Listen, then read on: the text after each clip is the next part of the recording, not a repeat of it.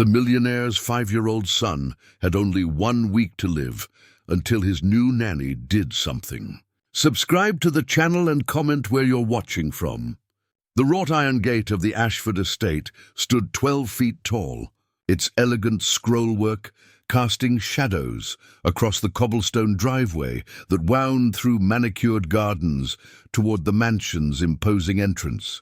Located on Manhattan's Upper East Side, the property was a fortress of old money and new power, a limestone masterpiece that had witnessed generations of wealth, ambition, and carefully guarded secrets. On this particular October morning, as autumn leaves swirled in the crisp air, a figure approached the gate with a worn leather suitcase in one hand and determination etched across her weathered face. Elena Morales didn't look like someone who belonged in this neighborhood. Her simple cotton dress, faded from years of washing, hung loosely on her small frame. Her hands were calloused, the hands of someone who'd worked the earth, not polished executive desks. She wore her silver-streaked black hair pulled back in a practical bun, and her brown skin bore the sun's kiss from decades spent outdoors. But it was her eyes that carried something extraordinary, dark, penetrating, holding depths that seemed to reach beyond the present moment into something ancient and unshakable. She pressed the intercom button. Inside the mansion, Sarah Ashford sat motionless beside her son's bed, her fingers intertwined with his small, pale hand. Once featured on the cover of Forbes as the tech visionary under 40, Sarah had built data stream solutions from a dorm room startup into a multi-billion-dollar empire. Her sharp mind had revolutionized cloud computing infrastructure, making her one of the youngest self-made female billionaires in America. But none of that mattered now. 5-year-old Benjamin lay in the specially equipped hospital bed that had transformed his childhood bedroom into a sterile medical ward. Monitors beeped softly, tracking his weakening vital signs. His blonde curls, once wild with energy, lay limp against the pillow. His breathing was shallow, labored.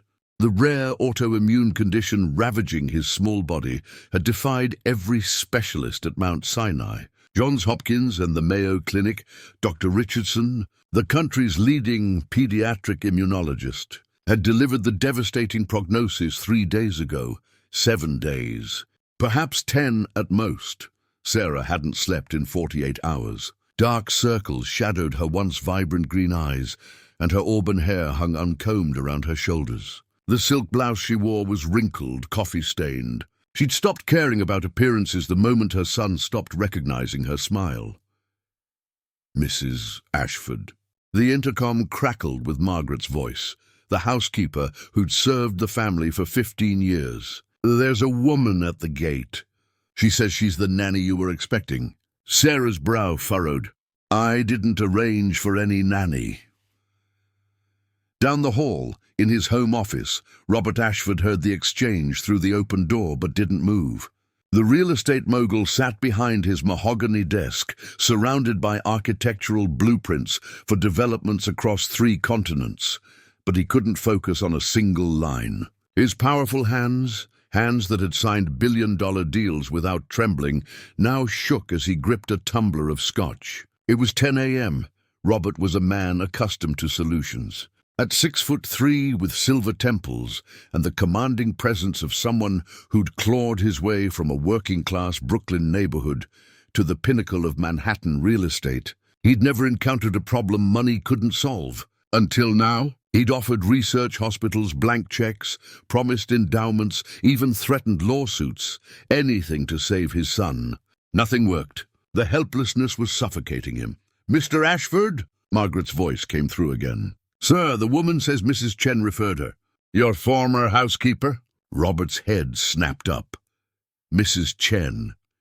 He hadn't thought about her in years, the kind Chinese woman who'd cared for him during childhood, who'd left the household staff when he was 12, under circumstances his parents never fully explained. Why would she surface now after nearly 40 years? Sarah appeared in the doorway of Robert's office, her face pale with exhaustion and confusion. "Did you arrange this?" "No." Robert set down his drink and stood, his jaw tight. "But if Mrs. Chen sent her, We should at least see what this is about. 5 minutes later, Elena Morales stood in the mansion's marble foyer, dwarfed by the soaring ceiling and the crystal chandelier that cast prismatic light across walls adorned with contemporary art, worth more than most people earned in a lifetime. She didn't gawk or show intimidation. She simply waited, her small amber glass vial visible in her coat pocket, her expression serene. Sarah descended the curved staircase first, Robert following close behind. They made a striking pair. Sarah in her expensive disarray, Robert in his tailored charcoal suit, both radiating the kind of authority that came from years of commanding boardrooms. Yet before this modest woman, their power felt suddenly hollow. "Who are you?" Robert's voice carried an edge of suspicion and desperation. "Why are you here?" Elena met his gaze directly, unflinching. "My name is Elena Morales. Mrs. Chen sent me. She told me about your son." "Mrs. Chen hasn't worked for this family in decades," Sarah said, her arms crossed defensively. "How would she even know about Benjamin's condition?" "Mrs. Chen has always kept watch over this family," Elena replied simply. Her voice was soft but carried unexpected weight, each word measured. "She asked me to come because she knows what I can offer." "And what exactly is that?" Robert stepped forward, his imposure aggressive. "We've consulted with the best medical minds in the world." "What could you possibly hope?" Eleanor interrupted gently. "I can offer you hope when medicine has none left to give." Sarah's breath caught.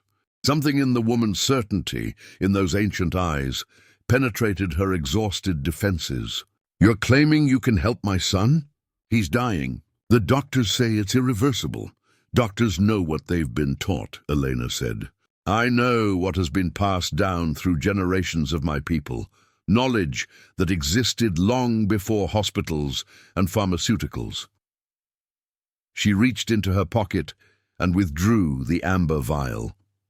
The liquid inside caught the chandelier's light, glowing with an almost ethereal warmth. "This is made from plants that grow in only one place on Earth, in mountains where my ancestors have lived for centuries. It cannot cure everything, but for what your son suffers from, it may offer what your doctors cannot."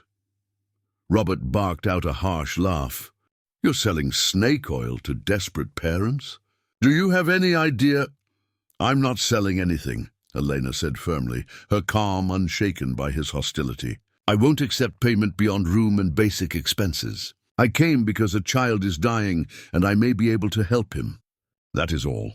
The simplicity of her statement hung in the air. Sarah and Robert exchanged a glance, a moment of silent communication, refined through 12 years of marriage. They saw reflected in each other's eyes the same impossible question: what if? "You have no references?" Sarah asked, her voice barely above a whisper. "No credentials? Nothing?" "I have the recommendation of someone who loved this family deeply," Elena replied. "And I have this." She held up the vial. "Let your doctors test it. Let them examine me. Let them watch everything I do. I hide nothing. But please, let me try to save your son while there is still time." In the silence that followed, Benjamin's medical monitor could be heard beeping faintly from upstairs, a sound that had become the heartbeat of their household, marking each precious moment that remained. Robert turned away, his jaw working. Sarah wiped at her eyes with trembling fingers. "1 week," Sarah finally said, her voice breaking. "The doctors gave him 1 week. If you're some kind of charlatan, if you're here to exploit us in our worst moment, I will destroy you. I will use every resource I have to—" "I understand," Eleanor said softly. "And if I fail, I will deserve whatever judgment comes. But I am here now, and time is the one thing we cannot afford to waste." Sarah looked at Robert. He gave the smallest nod, consent born from desperation, from the knowledge that doing nothing meant certain death. "Margaret will show you to the guest quarters," Sarah said. "But you don't go near my son until our doctors have examined whatever is in that vial. Understood?" "Understood," Elena agreed. As the modest woman followed the housekeeper up the stairs, her worn suitcase in hand, neither Sarah nor Robert could know that they had just opened their door to a force that would transform not just Benjamin's fate, but the very foundation of everything they believed about power, healing, and the invisible threads that connect us across time and circumstance. The bell had been rung. There was no turning back now. Dr. Marcus Richardson had been practicing pediatric immunology for 23 years, and in that time he'd developed a finely tuned detector for medical fraud. The silver-haired physician stood in the Ashford mansion's state-of-the-art kitchen, which had been temporarily converted into a makeshift laboratory, holding Elena's amber vial up to the light with undisguised skepticism etched across his distinguished features. "Mrs. Ashford, Mr. Ashford," he began, his Boston accent clipping each word with academic precision. "I understand you're grasping at straws here, but this," he gestured at the vial with barely concealed disdain, "this is exactly the kind of thing desperate families fall prey to. Snake oil merchants have been exploiting grieving parents since. Just test it, Marcus." Robert's voice was granite hard. He stood with his arms crossed, his imposing frame tense with barely controlled emotion. 3 days had passed since Elena's arrival, and Benjamin had deteriorated further. They were running out of time, and everyone in the room knew it. Dr. Richardson sighed and carefully uncapped the vial. The scent that emerged was unlike anything he'd encountered, earthy yet sweet, with notes of mountain pine, wild herbs, and something else he couldn't identify. Definitely organic compounds. But the combination was extraordinary. Elena stood quietly in the corner, her weathered hands folded, watching the proceedings with that unsettling calm that had begun to unnerve the household staff. She hadn't demanded to see Benjamin, hadn't pushed or pleaded. She simply waited, as if time itself bent to her patience. Beside Dr. Richardson, Dr. Yuki Chen from the toxicology department at Columbia Presbyterian worked with a spectrometer, analyzing samples of the oil. Her delicate fingers moved with practiced efficiency across the equipment they'd brought to the estate. "The chromatography is showing at least 47 distinct compounds," she murmured, her eyes widening behind her glasses. "Some I recognize.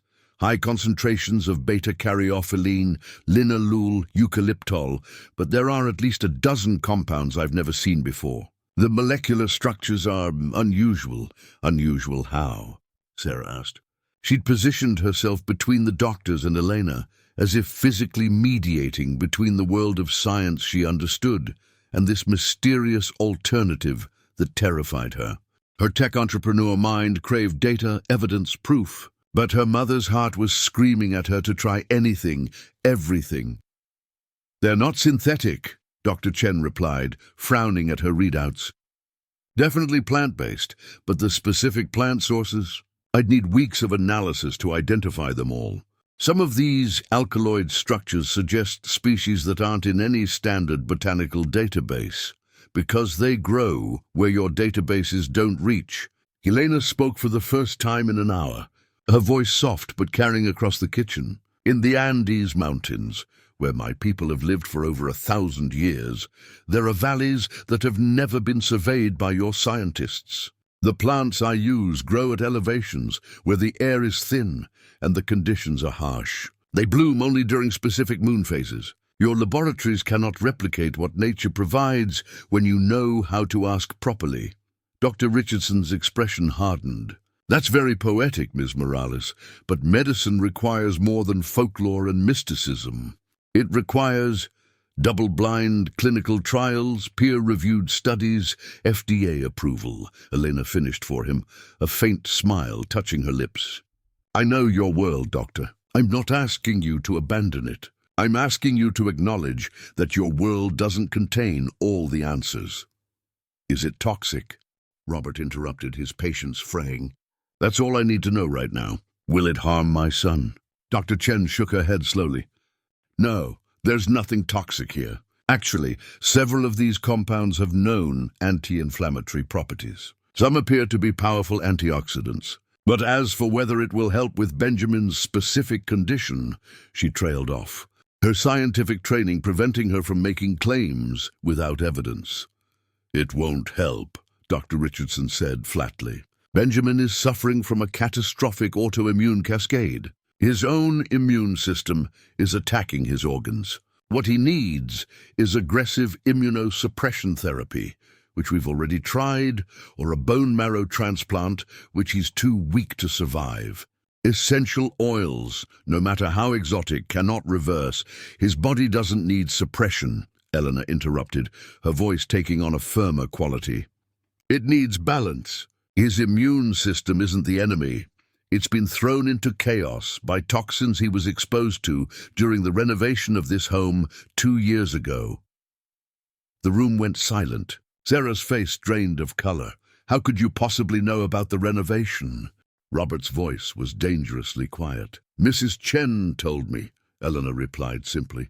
She told me that during the renovation, the contractors discovered asbestos and lead paint in the walls of the old nursery. She told me that Benjamin was playing in that room the day they broke through the walls, before anyone realized the danger. She told me that you've spent 2 years consulting specialists who treated the symptoms but never addressed the root. Could mean that his small body has been fighting a battle against environmental poisoning while his immune system turned on itself in confusion. Sarah's hand flew to her mouth. Oh my God, the renovation. Benjamin had that cough for months afterward. The doctors said it was just allergies, that your doctors weren't wrong about the autoimmune condition, Elena continued, her eyes compassionate now. But they never asked why a healthy 3-year-old suddenly developed it. The oil I've brought does several things. It helps chelate heavy metals from his tissue. It reduces the inflammatory cascade that's destroying his organs. And it contains compounds that help regulate immune response, not suppress it, but guide it back toward balance. Dr. Richardson scoffed. That's an extraordinary claim. Do you have any peer-reviewed research to support? I have 800 years of my people using this formula successfully, Elena said quietly. I have the knowledge passed from grandmother to granddaughter, refined through generations of observation and care. I don't have your papers and your trials, doctor, but I have something you've lost in your hospitals and your laboratories. I have wisdom. Wisdom doesn't save lives, Dr. Richardson shot back. Medicine does. Then why is the boy still dying despite all your medicine? Elena's question hung in the air like a blade. Robert moved suddenly, his hand slamming down on the marble counter with a crack that made everyone jump. Enough! His voice was raw, stripped of its usual commanding tone. My son is upstairs dying. Every hour we waste arguing is an hour we don't have. Marcus, you've tested the oil.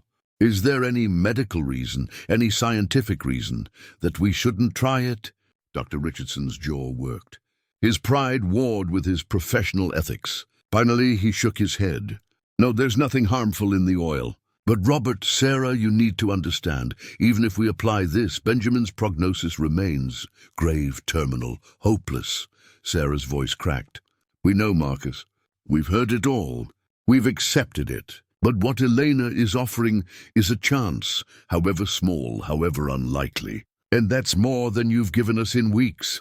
The doctor's expression softened. He'd watched this brilliant, vibrant woman crumble over the past months, had witnessed a mother's slow destruction as her child slipped away. I'll monitor Benjamin closely, he finally conceded. At the first sign of adverse reaction, we stop immediately. Elena nodded. That's all I ask. 30 minutes later, the group assembled in Benjamin's room. The child looked even smaller than usual in the hospital bed, his breathing assisted by a nasal cannula, his skin bearing the translucent quality that came from prolonged illness. An IV drip fed medications into his thin arm. Monitors surrounded him like sentries, tracking every bodily function with clinical detachment.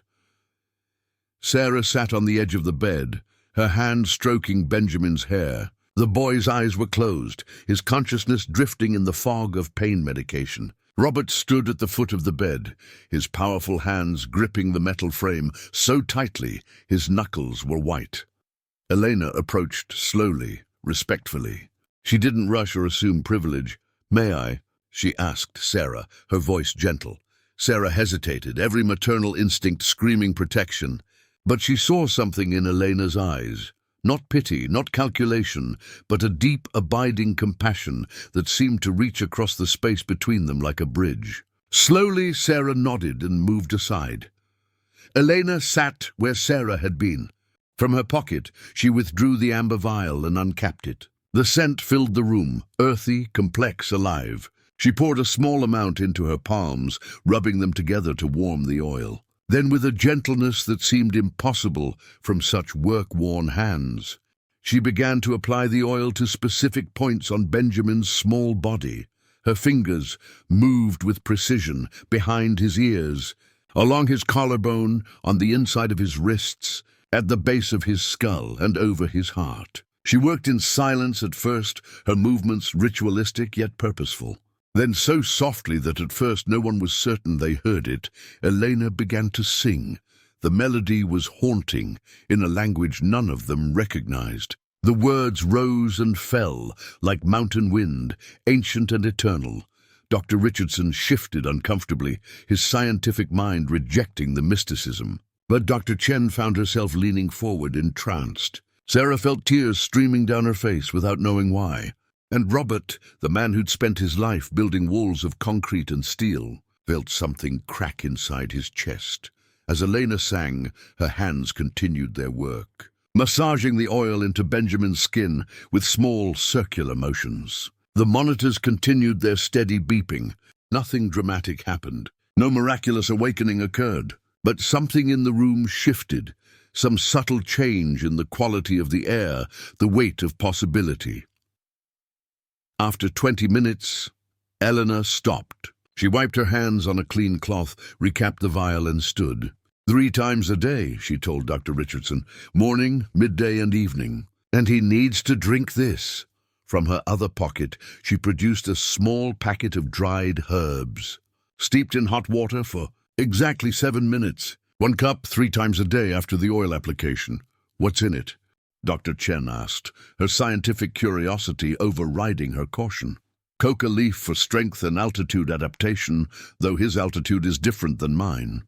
Munya for digestion and inflammation. Cat's claw for immune support. And 3 others that have no English names. Elena handed the packet to Sarah. I know you don't trust me yet. That's wise. But I'll prepare the tea myself, and you can watch every step. I hide nothing. Robert cleared his throat. If we do this, if we follow your protocol, how long before we know if it's working? Elena turned to him, and for the first time, he saw something vulnerable in her ancient eyes. 48 hours, she said quietly. In 48 hours, you'll see a change. Whether that change is enough? She didn't finish the sentence. Sarah looked at her son, at his small chest, rising and falling with mechanical assistance, at the child who'd once run through these halls with boundless energy, who'd laughed at her jokes and begged for one more bedtime story. We'll do it, she whispered. All of it. Whatever it takes. Dr. Richardson made a note on his tablet, his expression professionally neutral, but his eyes betraying deep skepticism. I'll adjust my monitoring schedule. But I'm documenting everything, every application, every measurement, every reaction. If this goes sideways, the boy dies, Elena said simply. Which is what will happen if we do nothing. The only question is whether we face death with resignation or with courage to try something different. As Elena left the room to prepare the first tea, Robert caught her arm. His grip was firm, his eyes hard. If you're running some kind of con, if you're here to exploit us, or steal from us, or manipulate us in our weakest moment, I will hunt you to the ends of the earth. I will use every resource I have to destroy you. Do you understand? Helena met his gaze without flinching. I understand a father's fear, she said softly. I understand that love makes us fierce and desperate. But I'm not your enemy, Mr. Ashford. I'm the answer to a prayer you didn't know how to speak. She gently removed his hand from her arm and walked away, leaving Robert standing in the hallway, his certainty shaken, his hope, that dangerous, fragile thing he'd tried so hard to kill, beginning to stir again in the ruins of his heart. The 48-hour countdown had begun. The grandfather clock in the Ashford mansion's main hall had never seemed so loud. Each tick echoed through the corridors like a countdown, marking the passage of time with merciless precision. Sarah sat in the leather wingback chair beside Benjamin's bed, her laptop open but forgotten on her lap, her eyes fixed on her son's face as if she could will color back into his cheeks through sheer force of maternal devotion. It was 3:47 a.m. on the second night since Eleanor had begun her treatments. 41 hours had passed. 7 hours remained until the 48-hour mark Elena had promised would bring change.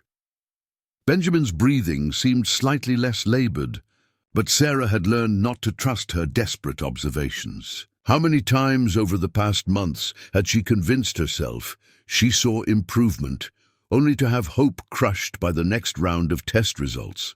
The monitors showed no dramatic shifts, heart rate still elevated, oxygen saturation still requiring supplemental support, fever still hovering at 101.3 degrees. A soft knock at the door made Sarah's head turn. Elena entered, carrying a small tray with a steaming cup of the herbal tea she'd prepared 3 times daily with almost ceremonial precision. Even at this ungodly hour, the older woman moved with quiet purpose, her simple cotton nightgown and worn shawl somehow dignified in their plainness. "You should be sleeping," Elena said gently, setting the tray on the side table. "I can't," Sarah admitted, her voice hoarse from exhaustion. "Every time I close my eyes, I see him. I see him getting worse. I see the moment when the monitors flatline, and I have to accept that all of this, the oil, the tea, the hope, was just another cruel delay of the inevitable." Eleanor settled into the chair opposite Sarah, her weathered hands folding in her lap. The only light came from the small lamp beside Benjamin's bed and the glow of the medical monitors, casting the room in shades of blue and amber. "You've built your entire life on control," Elena observed. "Your company, your success. It all came from your ability to see problems clearly and solve them through intelligence and determination. But this problem cannot be solved by force of will. Sometimes, Mrs. Ashford, we must surrender to allow healing to occur." "Surrender?" Sarah's laugh was bitter. "That's what people say when they've given up, when they've accepted defeat." "No," Elena replied, her dark eyes reflecting the monitor's glow. "Surrender is not defeat. It's trust. It's acknowledging that some forces are greater than our understanding, that some healing happens in ways we cannot measure or control." She paused, studying Sarah's exhausted face. "Tell me, when you built your company, did you do it alone?" The question caught Sarah off guard. "No, of course not. I had partners, investors, engineers. And did you control every line of code they wrote? Every decision they made?" "No, but you trusted them," Eleanor finished. "You surrounded yourself with talented people and trusted them to do their part while you did yours. Healing is no different. I do my part with the medicine my ancestors gave me. The doctors do their part with their monitoring and their knowledge. Benjamin's body does its part, the hardest part, fighting to restore balance. And you, Mrs. Ashford, must do the hardest part of all. You must trust." Sarah felt tears burning behind her eyes. "I don't know how anymore. I've spent so many months watching him suffer, watching him slip away. Trust feels like a luxury I can't afford. Then let me carry the trust for both of us tonight," Elena said softly. She stood and moved to Benjamin's bedside, checking his forehead with the back of her hand, a gesture as old as motherhood itself, more intimate than any thermometer. "His fever is lower. His breathing is deeper. The change is beginning." "How can you be so certain?" Sarah whispered. "Because I've seen this before," Elena replied. "Not with this child, but with others. The body speaks a language most people have forgotten how to hear. But I was taught to listen." Down the hall, Robert stood in his home office, staring at the Manhattan skyline through floor-to-ceiling windows. The city never truly slept. Lights glittered across the darkness like earthbound stars, each one representing someone's ambition, someone's dream, someone's empire. He'd built his own empire in this city, had transformed neighborhoods with his developments, had made and broken fortunes with a signature. None of it meant a goddamn thing. His reflection in the glass looked haggard, shirt unbuttoned at the collar, tie discarded hours ago, silver stubble shadowing his jaw. When was the last time he'd eaten? He couldn't remember. When was the last time he'd slept more than 2 hours? Days ago, maybe longer. His phone buzzed. Another email from his COO about the Chicago project that was hemorrhaging money due to permit delays. Another message from his attorney about the lawsuit from the contractor on the Seattle development. Another text from his mother demanding updates on Benjamin that he didn't have the energy to provide.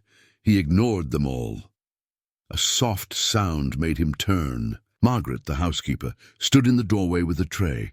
"I made you a sandwich, Mr. Ashford, and coffee. You need to eat something." "I'm not hungry." "With respect.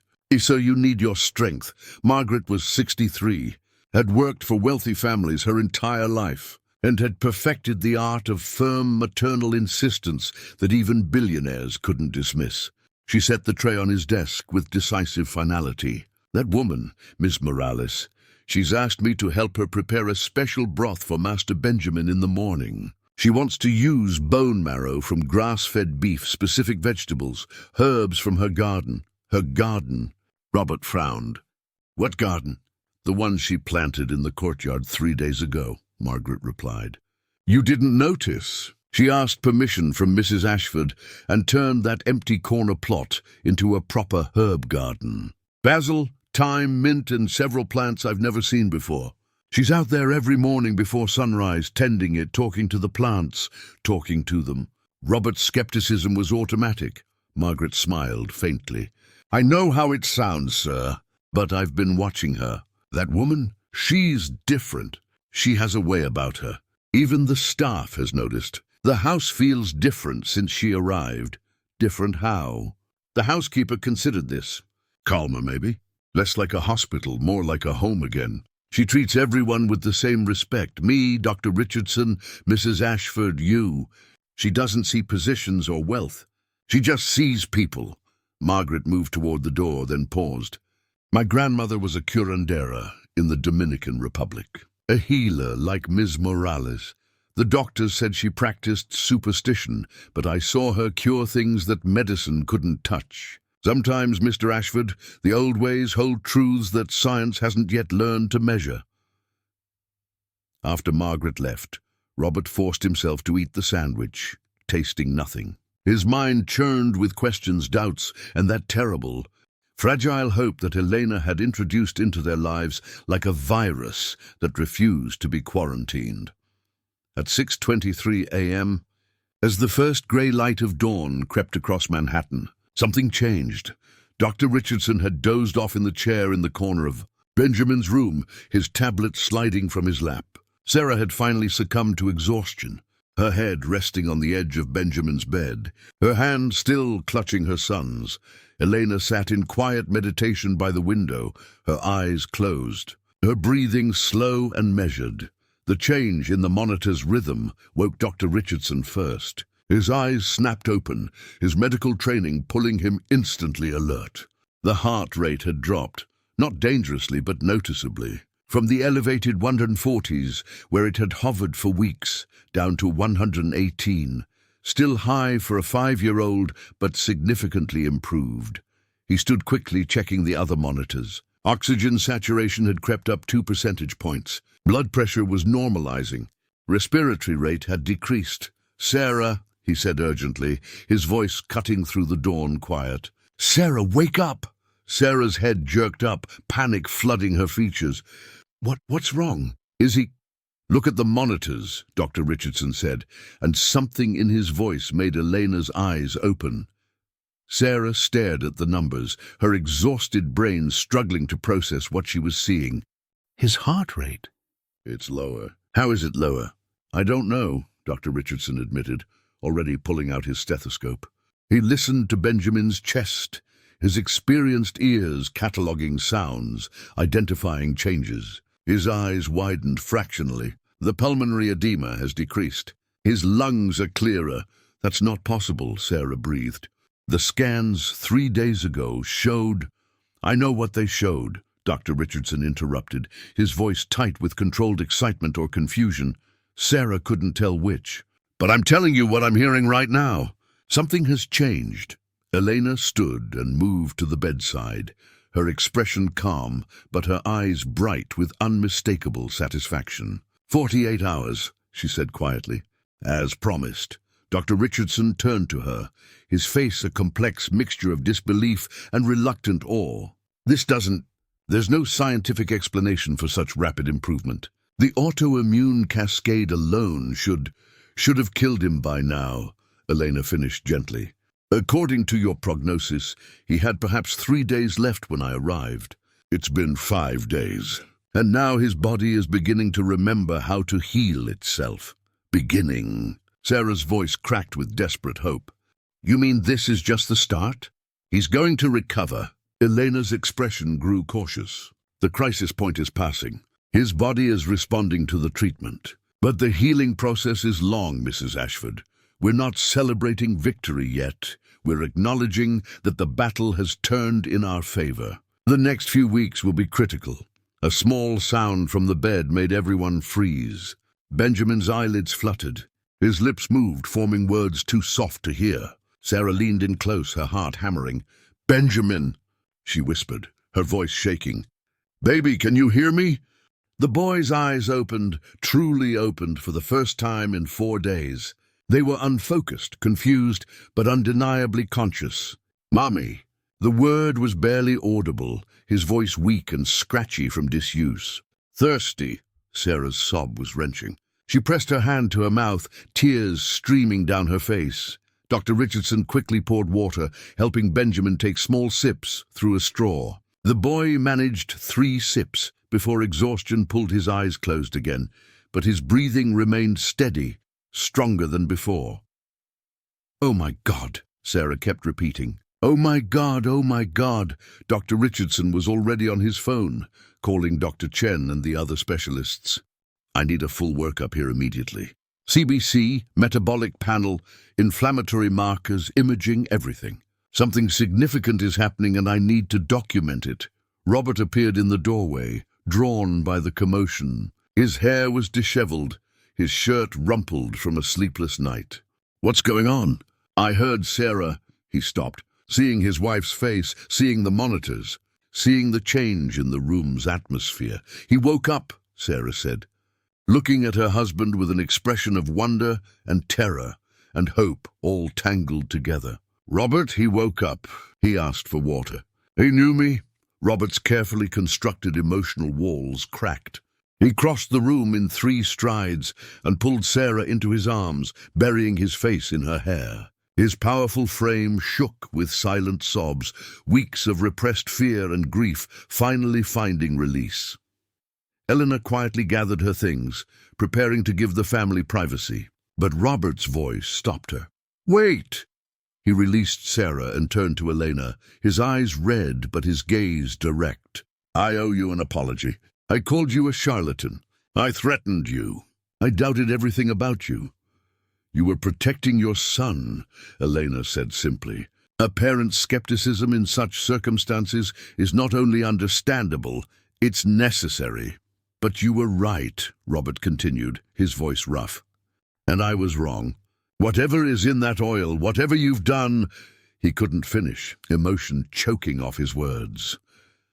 "The healing has only begun," Eleanor reminded him gently. "And there's still much to be done. But yes, Mr. Ashford, your son will live. The worst has passed."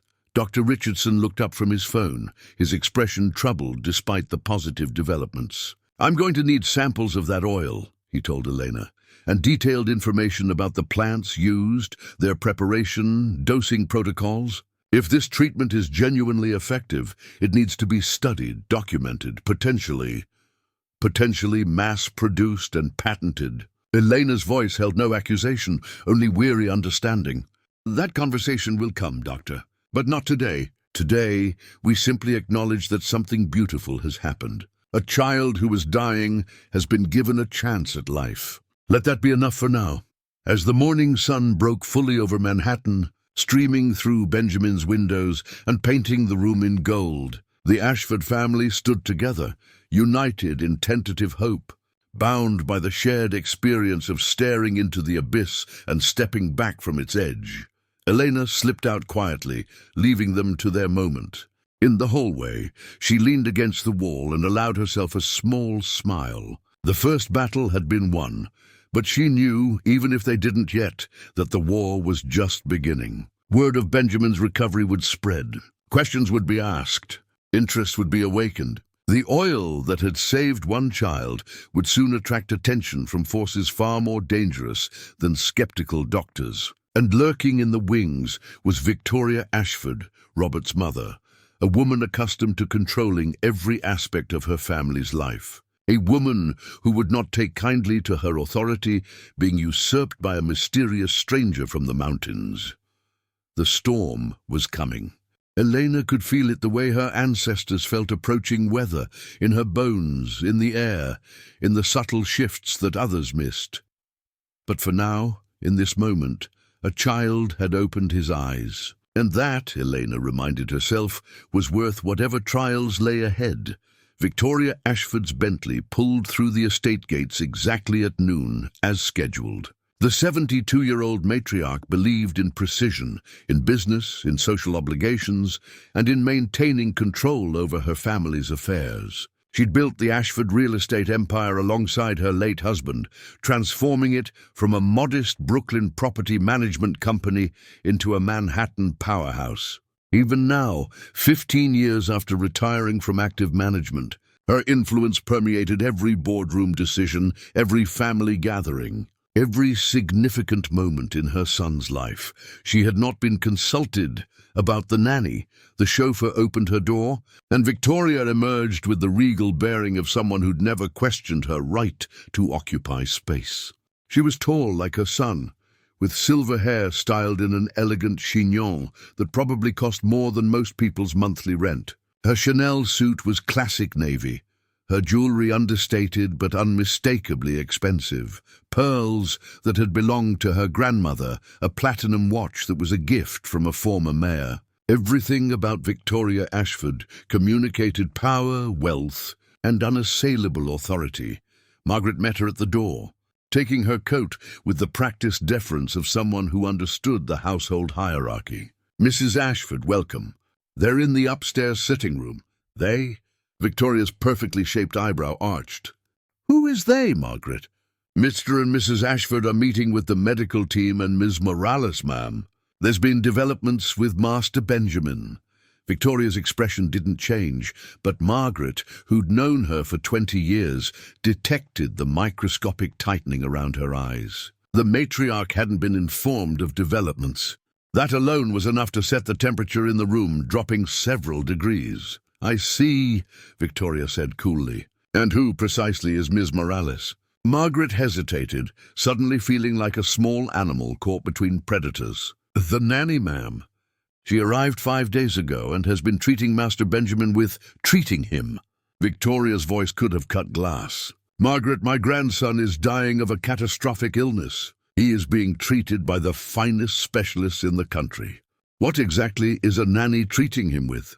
Before Margaret could respond, voices drifted down from the upstairs sitting room. Sarah's laugh, bright and genuine, a sound that hadn't been heard in the house for months. Victoria's lips pressed into a thin line. Without another word, she ascended the curved staircase, her heels clicking with military precision against the marble. The sitting room doors were open. Victoria paused in the doorway, taking in the scene with the strategic assessment of a general surveying a battlefield. Robert stood by the window, actually, smiling, not the grim, forced expression he'd worn since Benjamin's diagnosis, but a real smile. Sarah sat on the sofa, her laptop finally closed. Her posture relaxed in a way Victoria hadn't seen in months. Dr. Richardson occupied the wingback chair, speaking animatedly with a younger Asian woman Victoria didn't recognize. And there, seated with quiet composure in the corner, was a woman in a simple cotton dress who looked utterly out of place among the room's expensive furnishings. "Mother," Robert said, noticing her. His smile faltered slightly, an instinctive response to Victoria's presence that he'd never quite outgrown. "We weren't expecting you until dinner." "Clearly," Victoria replied, stepping into the room. "I've just learned from Margaret that there have been developments with Benjamin. Developments that no one felt necessary to inform me about." Sarah stood, and Victoria noted the dark circles under her daughter-in-law's eyes, the weight she'd lost, the expensive blouse that hung loose on her frame. But there was something else, a light in Sarah's expression that had been absent for so long, Victoria had forgotten what hope looked like on her face. "Victoria, I'm sorry, we've been so focused on Benjamin that we haven't had time to call anyone," Sarah said. "But the news is good. It's actually incredible. Benjamin woke up this morning. He spoke to us. His vitals have improved dramatically. Dr. Richardson says that I've never seen anything like it in 23 years of practice," Dr. Richardson interjected, standing. "Mrs. Ashford, the improvement in Benjamin's condition over the past 48 hours defies medical explanation. His inflammatory markers have dropped by nearly 40%. The pulmonary edema has decreased significantly. His fever broke completely 3 hours ago. Whatever Ms. Morales has been administering appears to be having a profound effect." Victoria's gaze shifted to Eleanor, who met her eyes without flinching or showing deference. That alone raised every alarm in Victoria's considerable arsenal of social radar. "Ms. Morales, I presume." Victoria's voice was polite, but anyone who knew her recognized the ice beneath the courtesy. "Yes, Mrs. Ashford." Eleanor stood, her movements unhurried. She was a full head shorter than Victoria, her hands work-worn, her dress probably purchased at a discount store. Yet somehow she didn't diminish in Victoria's presence. "It's an honor to meet you. Your grandson is a remarkable child." "Indeed he is," Victoria replied. "Which is why his care has been entrusted to the finest medical professionals money can buy. I'm curious, Ms. Morales, what are your qualifications? Where did you receive your medical training?" The room's atmosphere shifted. Robert moved from the window, his body language protective. "Mother, Elena's methods may be unconventional, but the results speak for themselves." "Do they?" Victoria's attention never left Elena. "Because what I'm hearing is that a woman with no medical credentials has been administering unregulated substances to my critically ill grandson, and everyone in this room has simply allowed it." "The oil has been tested," Dr. Chen spoke up, her voice professional but firm. "We found no toxic compounds, and the clinical improvements in Benjamin's condition are documented and measurable." "Tested by whom?" Victoria asked. "What laboratory? What oversight committee? Has the FDA been consulted? What about liability concerns? Malpractice implications?" She turned to Robert. "Did you have your attorneys review this situation before allowing it to proceed?" "There wasn't time for attorneys," Robert said, frustration creeping into his voice. "Benjamin was dying. We had days, maybe hours." Elena offered hope when the doctors had given up. "Doctors don't give up," Victoria countered sharply. "They provide realistic prognoses based on evidence and experience. Hope divorced from reality is simply delusion." She turned back to Eleanor. "I'll ask you directly, Ms. Morales. What exactly have you been giving my grandson?" Elena's expression remained serene, but Sarah noticed the slight tension in her shoulders, the only indication that Victoria's interrogation was affecting her. "An essential oil blend made from plants indigenous to the Andes Mountains, where my family has lived for many generations. The formula has been passed down through my lineage for over 800 years. 800 years, Victoria repeated, her tone suggesting she found this claim laughable. How convenient that such a remarkable remedy has somehow escaped the notice of modern medicine for nearly a millennium. "Not escaped," Eleanor corrected gently. "Been deliberately preserved away from those who would exploit it. My people learned long ago that sharing our knowledge with outsiders often results in that knowledge being taken, patented, and sold back to us at prices we cannot afford." Victoria's eyes narrowed. "That sounds distinctly like the preamble to a financial negotiation, Ms. Morales. How much are you charging my family for this miracle cure? Mother? Sarah's voice was sharp. Eleanor isn't charging us anything beyond room and basic expenses. She came here to help Benjamin, not to extort us. Everyone wants something, Victoria said flatly. In my experience, people who claim to want nothing are simply waiting for the right moment to reveal their true price. She turned to Robert. I want a complete background check on Ms. Morales. Employment history, financial records, criminal background, everything. And I want a full legal review of our liability exposure. I've already tried, Robert admitted, and Victoria's head snapped toward him. 3 different private investigators.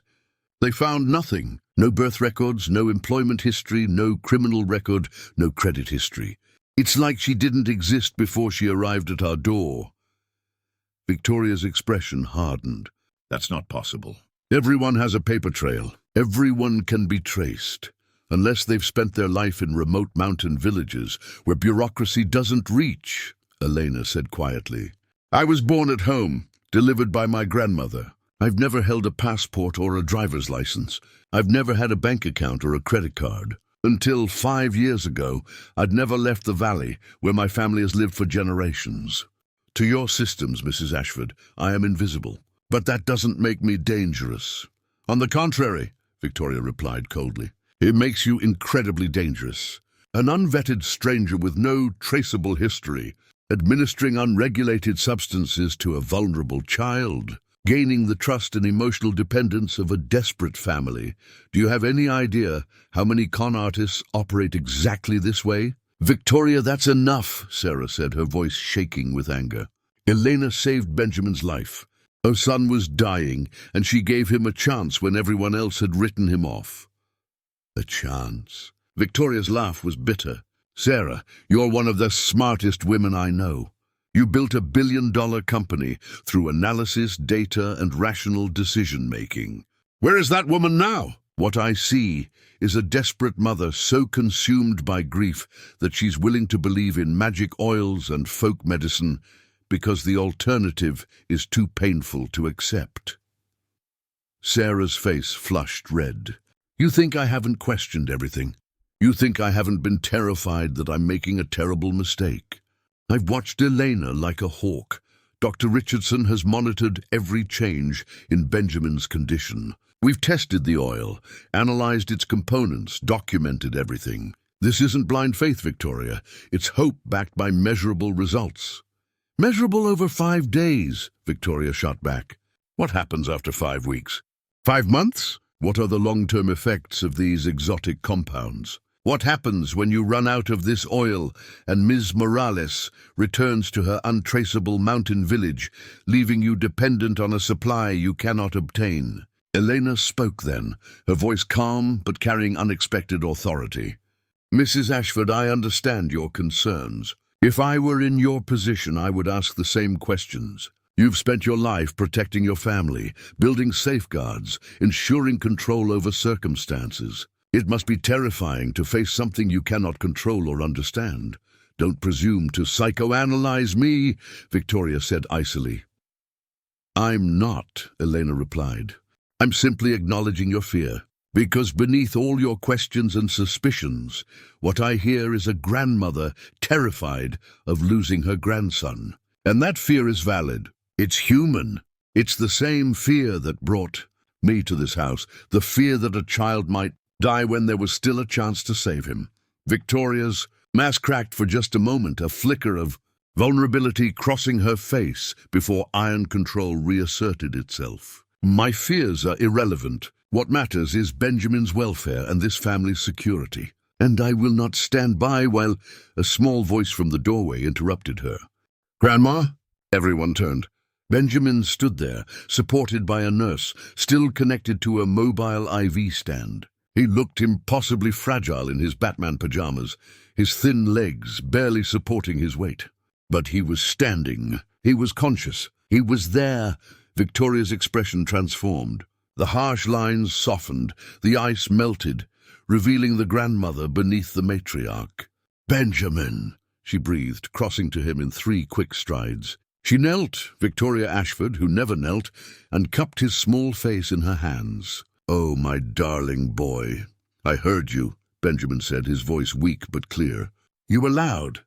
Mommy says I shouldn't yell in the house, but you were yelling at Elena." He looked past his grandmother to where Elena sat. "Elena sings to me. She makes the hurt go away." "Why are you mad at her?" Victoria's hands trembled slightly. "I'm not mad, sweetheart. I'm trying to make sure you're safe."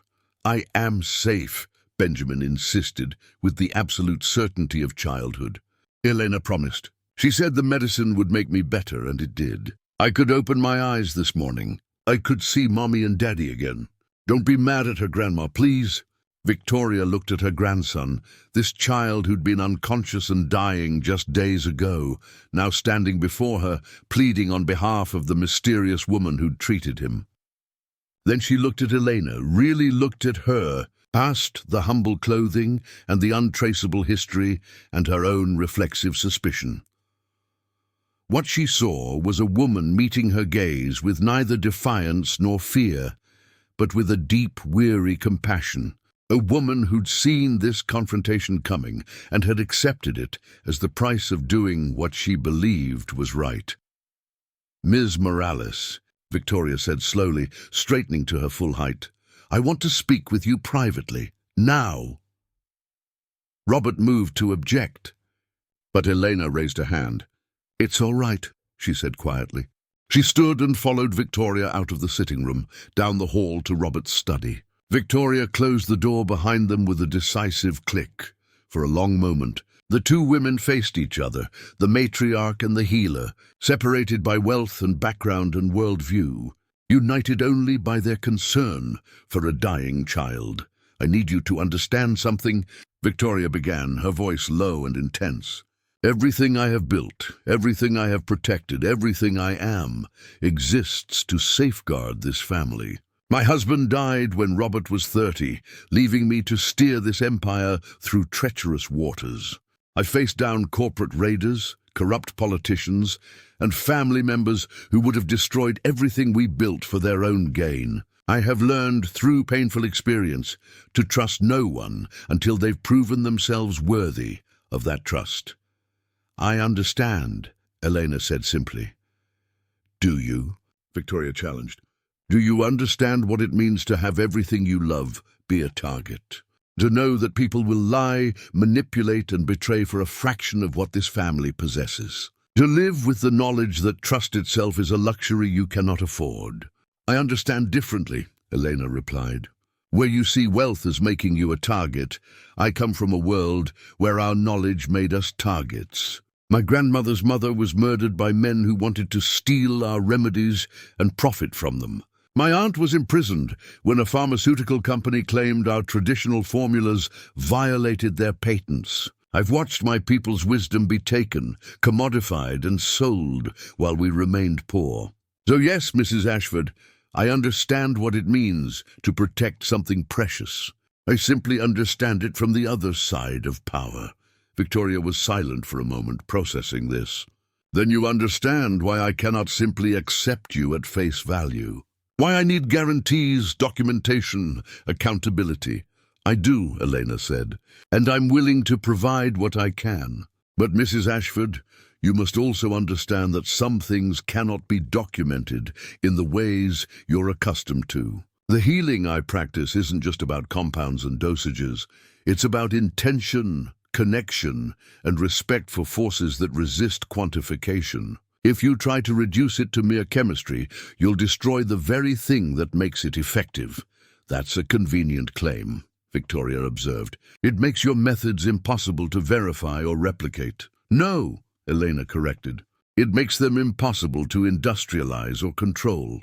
There's a difference. I can teach others these methods, but only if they're willing to approach with humility and genuine care. The moment healing becomes about profit rather than compassion, it stops working. The plants themselves seem to know the difference." Victoria studied her for a long moment. "You realize how that sounds? Plants knowing the difference between compassion and profit." I realize it sounds like madness to someone who spent their life in boardrooms," Elena said with a slight smile. "But you've seen Benjamin. You've seen the impossible become possible. At some point, Mrs. Ashford, you must decide whether your need for control is more important than your grandson's life." The words hung in the air like a thrown gauntlet. Victoria's jaw tightened, but she didn't respond immediately. Finally, she moved to the window, looking out over the estate grounds, where Elena's small herb garden was visible in the courtyard below. "I'm going to be watching you," Victoria said quietly. "Every move you make, every word you speak, every interaction you have with my family. If I detect even the slightest hint of manipulation or exploitation, I will end this. I don't care if Benjamin himself begs me not to. Do we understand each other?" "Perfectly," Elena replied. "And in return, Mrs. Ashford, I ask only that you watch with an open mind. See not what you expect to see, but what is actually there. That's all." Victoria turned from the window. "I'll have Margaret prepare proper guest quarters for you. If you're going to be part of this household, you'll be treated accordingly. Not as staff, but as something else." "A guest is fine," Elena said. "I don't need special treatment." "It's not about what you need," Victoria replied. "It's about maintaining appropriate boundaries and ensuring everyone understands the nature of your presence here. You're not an employee, and you're not family. You're something unprecedented. And unprecedented situations require careful management." Elena nodded, accepting this. As she moved toward the door, Victoria spoke again. "Ms. Morales, Elena, one more thing." Elena paused, turning back. Victoria's expression was complex, vulnerable in a way few people ever witnessed. "Thank you for giving him a chance. Whatever else you may be, whatever your true motives might be, you've given my family hope when we had none. That matters." Eleanor's smile was gentle. "You're welcome, Mrs. Ashford. And for what it's worth, my only motive is exactly what I've claimed, to help a child who was suffering. I hope in time you'll believe that." As Eleanor left the study, Victoria remained at the window, watching the woman's small figure cross the courtyard toward her herb garden. The matriarch's mind was already working, formulating plans, considering contingencies, preparing for every possible outcome.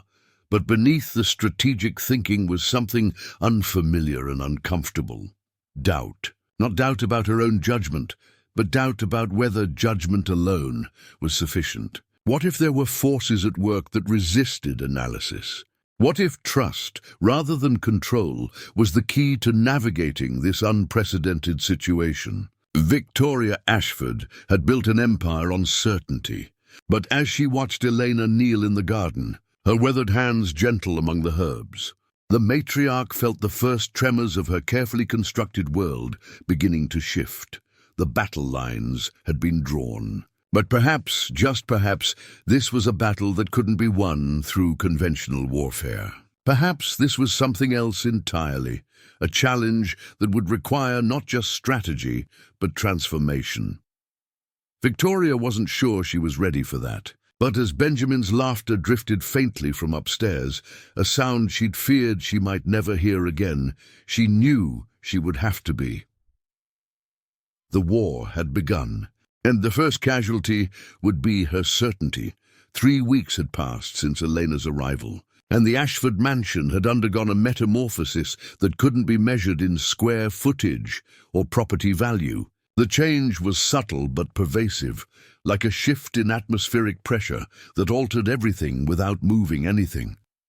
Benjamin was walking now. Not far, and not without tiring quickly, but walking nonetheless. Each morning, he shuffled from his bedroom to the sunroom, where Eleanor had set up what she called a healing space. A corner filled with plants, soft cushions, and the gentle sound of a small fountain that burbled peacefully. There, while Manhattan roared its endless symphony of ambition beyond the windows, Elena guided Benjamin through gentle exercises that looked nothing like the physical therapy protocols Dr. Richardson had prescribed. "Breathe like the mountain," Elena would say, her hands resting lightly on Benjamin's small shoulders. "Slow, steady, eternal. The mountain doesn't rush, it simply is." Benjamin would close his eyes and breathe, his thin chest rising and falling with increasing strength each day. Sarah watched these sessions from the doorway, her laptop finally abandoned, her executive assistant fielding the 100 daily crises that once would have demanded her immediate attention. She'd discovered something shocking. The world continued turning, even when she wasn't controlling it. "Tell me again about the condor," Benjamin said during one morning session, his voice still raspy but growing clearer daily. Elena smiled, settling beside him on the cushions. "The condor is the largest flying bird in the world. In my village, we call him the messenger between earth and sky. He soars so high that he can see both the mountain peaks and the valleys below. He teaches us that to understand our lives, we must sometimes rise above them and look from a different perspective. Have you seen one?" Benjamin's eyes were bright with curiosity, a spark that had been absent for so long it made Sarah's throat tight with emotion. "Many times," Elena replied. "When I was your age, my grandmother took me to the high cliffs where they nest. We sat very still for hours waiting. And then, just when I thought we'd see nothing, a shadow fell across us. I looked up and there he was, wings spread wider than this entire room, riding the wind with such grace it seemed like the air itself was holding him up." "I want to see one," Benjamin said, with the absolute certainty of childhood wishes. "Perhaps someday you will," Elena told him, "when you're strong enough to make the journey. The mountains are always there, waiting for those brave enough to seek them." Robert stood in the hallway outside his home office, having abandoned a conference call with his Hong Kong investors to listen to this exchange. His son was talking about journeys and mountains and magical birds. A month ago, they'd been discussing funeral arrangements.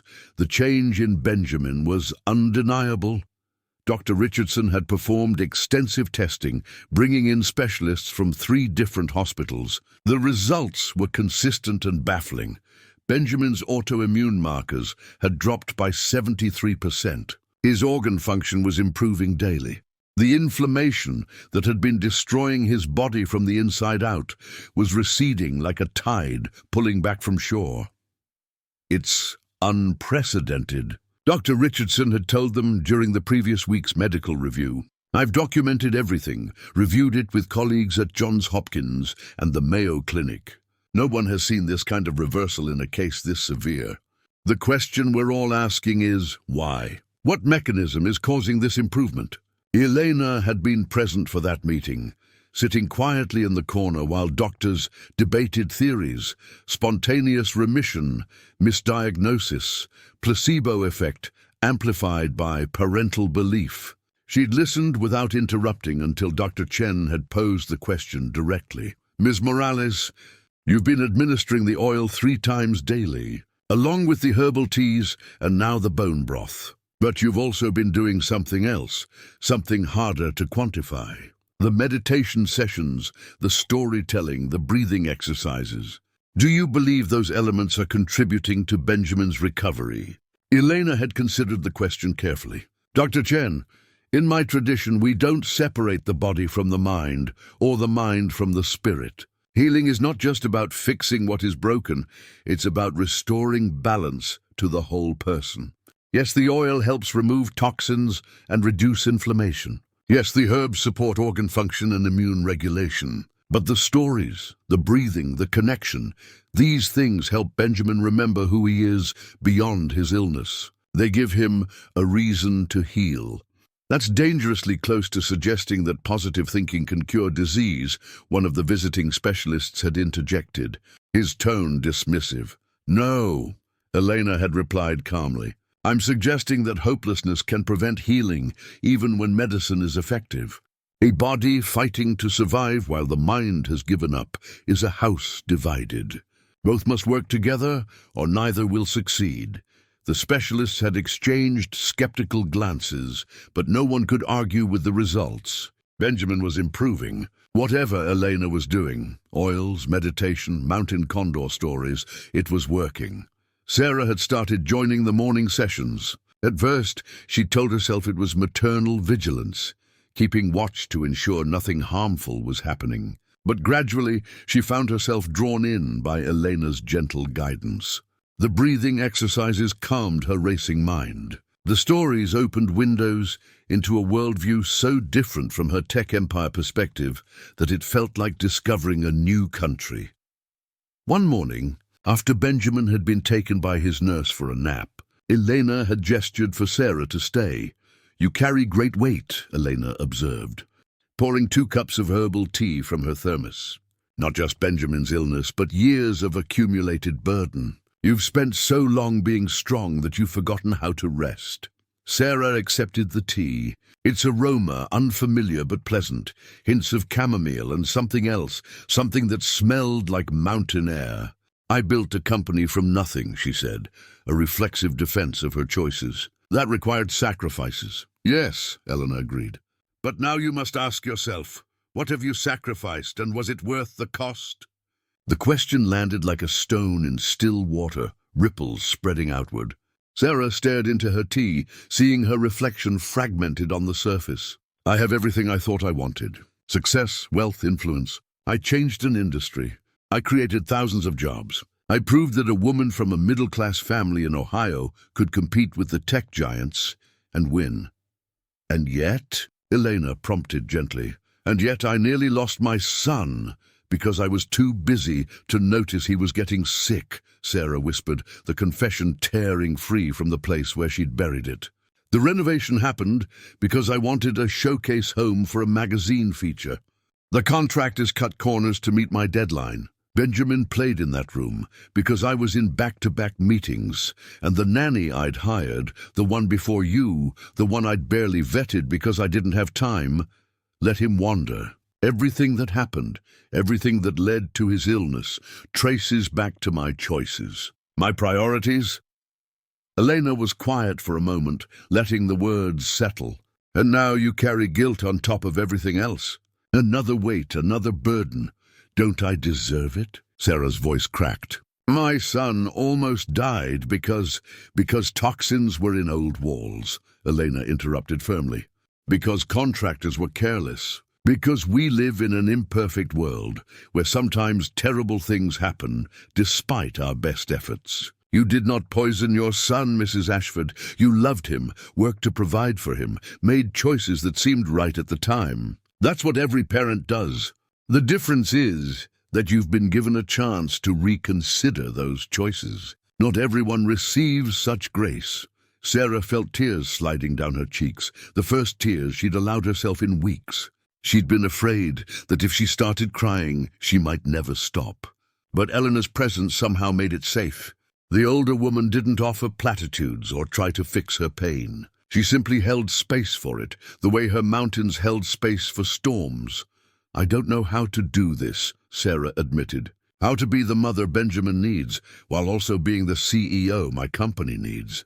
How to slow down without feeling like I'm failing everyone who depends on me." "You cannot do everything," Elena said gently. "No one can, but you can do what matters most, and trust others to do the rest. Your company survived without you these past weeks, yes?" Sarah nodded reluctantly. "My executive team has been handling operations. They've actually been remarkably capable. Perhaps because you hired capable people, then finally gave them space to show what they could do," Elena suggested. "Control is seductive, Mrs. Ashford. It makes us feel safe, powerful, essential. But it also makes us brittle. A tree that cannot bend in the wind will break. You're learning to bend." Down the hall, Robert was having his own reckoning. He sat in his office, but for the first time in his career, the deals and developments that once consumed him felt hollow. The Chicago project that had seemed so critical now seemed like just another building, glass and steel that would stand for decades but touch no one's heart. What did it matter if the permit delays cost millions? What did any of it matter compared to his son's laughter?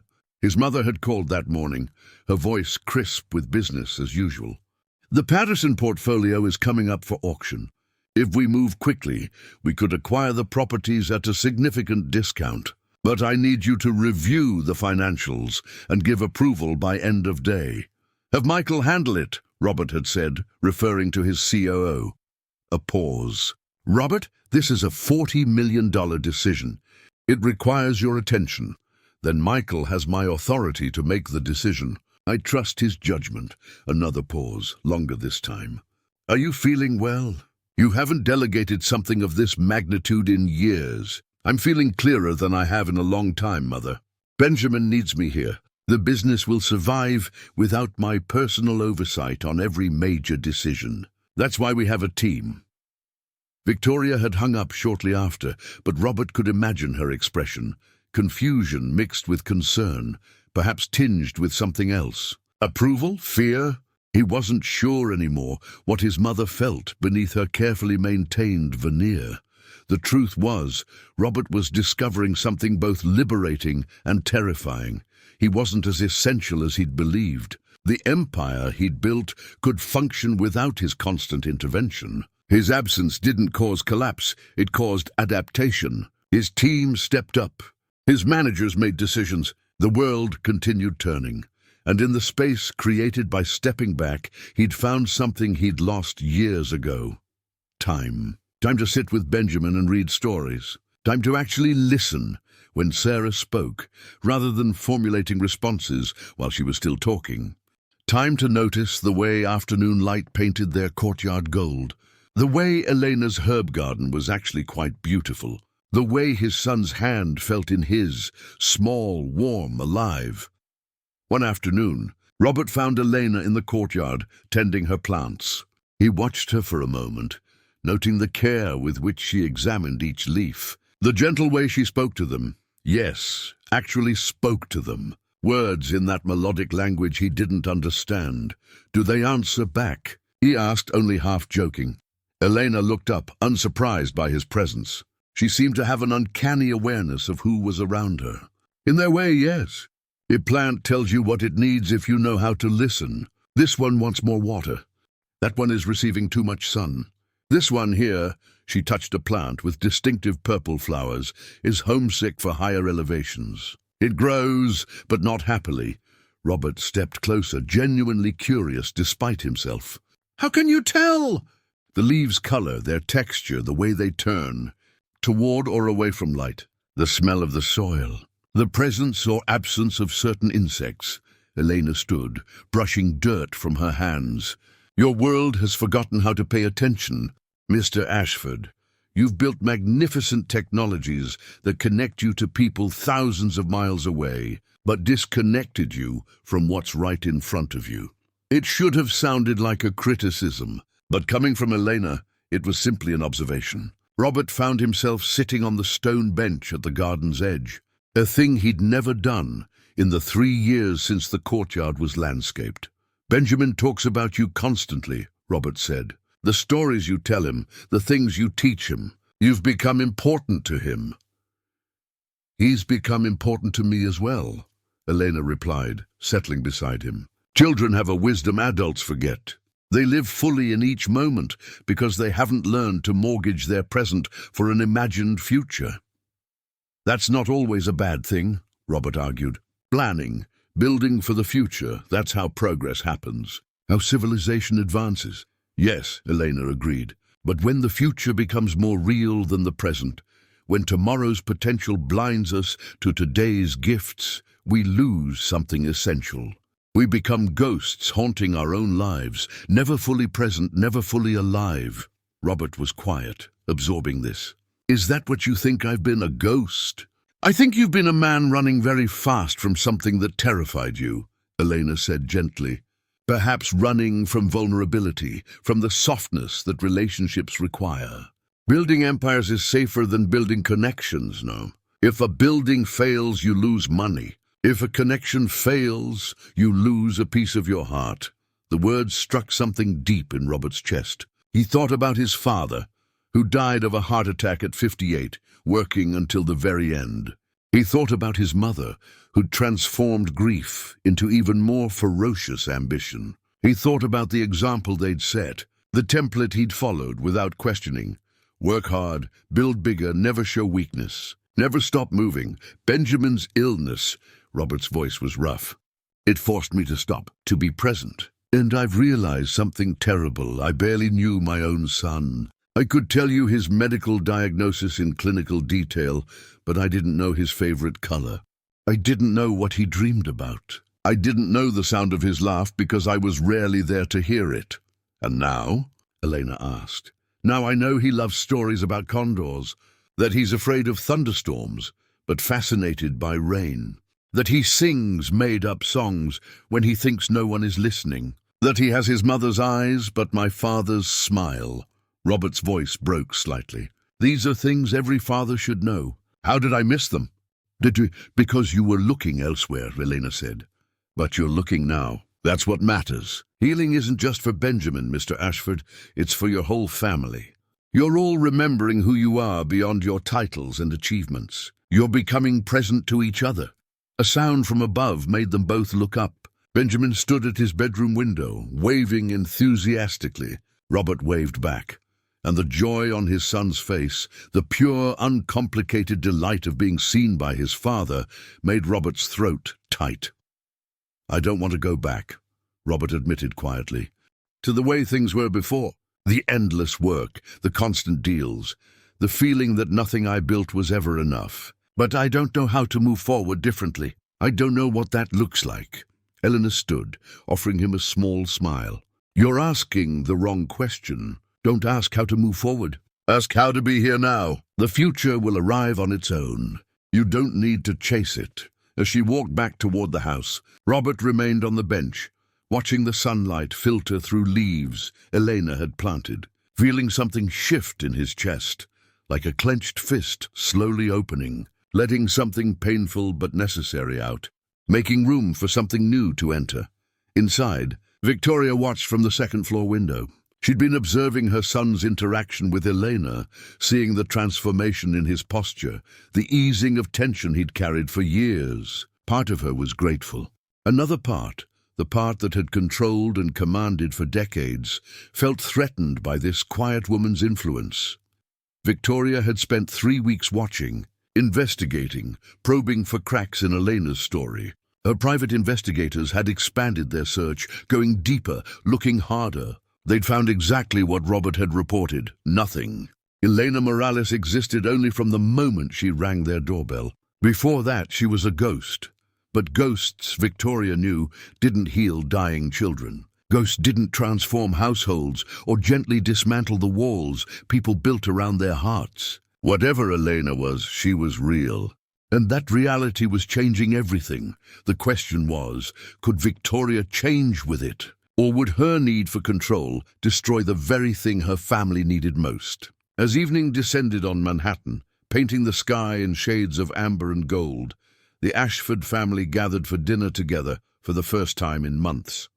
Benjamin sat at the table, not in bed, not too weak to join them, laughing at something Eleanor had said about a mountain goat with an attitude problem. Sarah held Robert's hand beneath the table, and Victoria, presiding at the head of the table as always, found herself smiling at a story she would have dismissed as frivolous nonsense just weeks ago. The transformation was incomplete. Challenges remained on the horizon. But in this moment, in this gentle evening light, a family that had been fragmenting was becoming whole again, and at the heart of it all sat a humble woman from the mountains, her presence quiet but undeniable, changing everything simply by being exactly who she was. The call came on a Tuesday morning, 6 weeks after Elena's arrival.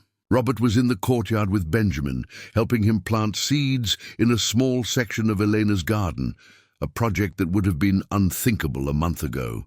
Sarah was upstairs in her home office, actually working for the first time in weeks, though her door remained open so she could hear Benjamin's laughter drifting up from below. Margaret appeared in the courtyard doorway, her usual composure fractured by obvious distress. "Mr. Ashford, there's a gentleman here to see you. He's very insistent. He says it's regarding Benjamin's medical treatment." Robert's protective instincts fired immediately. "I didn't schedule any medical consultations today." "Who is he?" "He says his name is Derek Chambers. He's from Helix Biopharmaceuticals." Margaret's voice dropped lower. "He's brought lawyers, sir. 3 of them. The pleasant morning air suddenly felt charged with electricity. Robert stood, brushing dirt from his hands. "Take Benjamin inside to Elena, please, and ask Sarah to join me in the study." 5 minutes later, Robert and Sarah entered the study to find 4 people waiting. Derek Chambers was immediately identifiable. Mid-40s, expensive suit that screamed corporate power. The kind of polished presence that came from years of high-stakes negotiations. His smile was practiced, revealing teeth too white to be natural.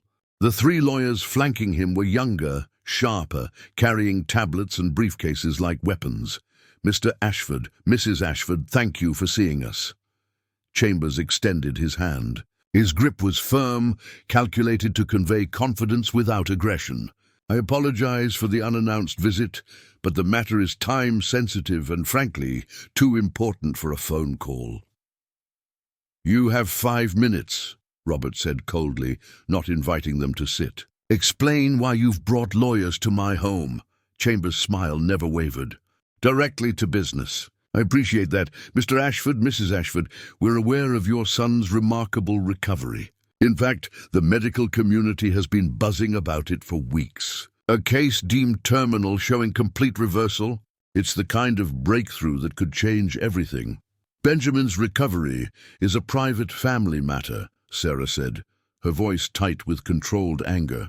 "Heiss, how do you even know about his condition?" "Indeed, Mrs. Ashford, when a child treated by the country's top specialists suddenly defies all medical expectations, word spreads. Doctors talk to colleagues. Test results get compared. Questions get asked." Chambers pulled out a tablet, swiping to reveal what appeared to be medical records. "We've been following Benjamin's case with great interest because of the unorthodox treatment methods employed. Specifically, the essential oil compound administered by a woman named Elena Morales." Robert felt ice forming in his chest. "You've been investigating my family, my son's medical treatment." We've been following a potential medical breakthrough," Chambers corrected smoothly. "Mr. Ashford, Helix Biopharmaceuticals is one of the world's leading biotech companies. We hold patents on over 200 therapeutic compounds. We have research facilities in 14 countries. And we're very, very interested in Ms. Morales' oil."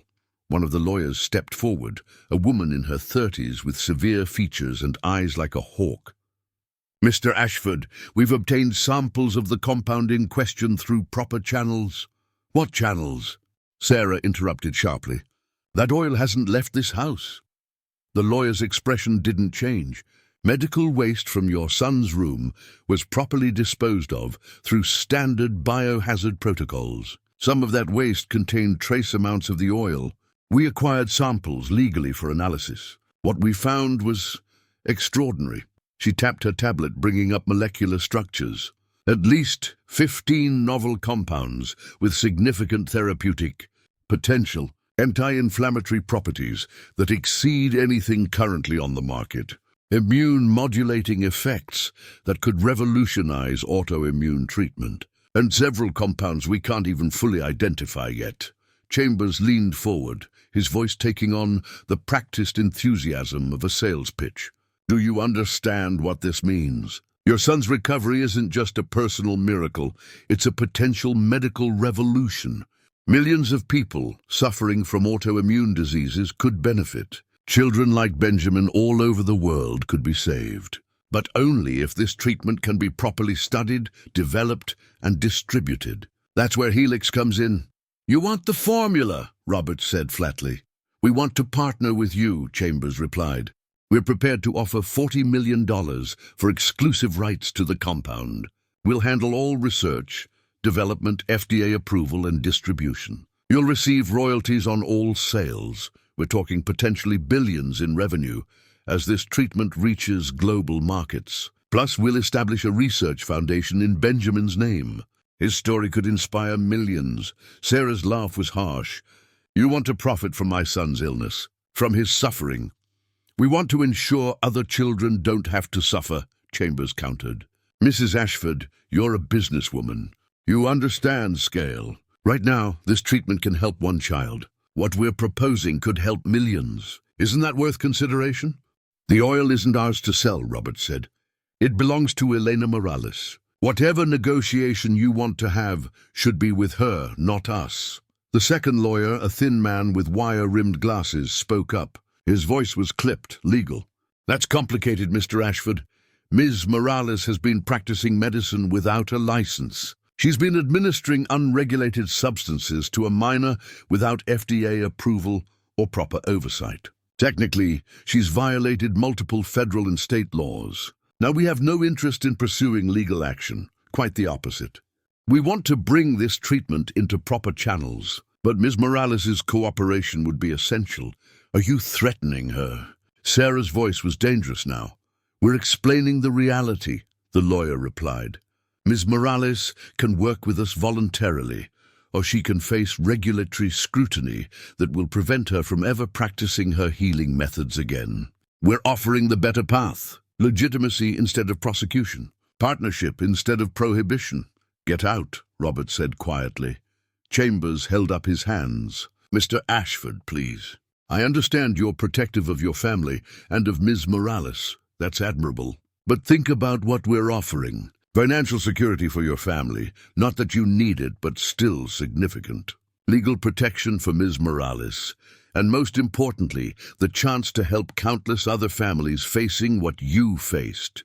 How can you justify keeping this treatment locked away when it could save so many lives? I said, get out. Robert's voice was steel now. You have 30 seconds to leave my property before I call security and have you removed. The third lawyer, who'd been silent until now, finally spoke. He was older, gray-haired with the bearing of someone who'd spent decades in courtrooms. Mr. Ashford, Mrs. Ashford, please consider carefully. Helix Biopharmaceuticals has substantial resources and considerable influence. We've made a generous offer in good faith. If that offer is refused, we have other options. Less pleasant options, patent challenges on any compounds we can identify, regulatory complaints about unlicensed medical practice, media exposure that could make your family's life quite difficult. Is that a threat? Robert stepped forward, his imposing frame suddenly menacing. It's a reality, the older lawyer replied calmly. We're trying to avoid that reality by offering partnership, but if forced to protect our interests through other means, we will. Sarah moved between Robert and the lawyers, her voice cutting through the tension with executive precision. Let me be very clear about something, gentlemen. I built a multi-billion-dollar company by recognizing when someone is trying to manipulate me. Everything you've said in the last 10 minutes has been carefully calibrated psychological pressure. The generous offer mixed with veiled threats, the appeal to saving other children, the implication that we're selfish for not immediately agreeing. It's textbook negotiation strategy, and it's insulting. Chambers' smile finally faltered. Mrs. Ashford, I'm not finished, Sarah continued. You claim you want to help people, but what you really want is profit. You see a miracle, and all you can think about is how to own it, patent it, monetize it. You don't care about Benjamin or Elena or the millions of people you claim to want to help. You care about shareholder value and quarterly reports. That's not fair, Chambers protested. Pharmaceutical development requires massive investment. We have shareholders to answer to. That doesn't mean our goals aren't genuine. Your goals are transparent, Robert interrupted. And the answer is no. No partnership, no deal, no negotiations. No, get the hell out of my house. The lawyers exchanged glances. The older one nodded slightly, and they began gathering their materials. Chambers made one final attempt. Mr. Ashford, Mrs. Ashford, you're making a mistake.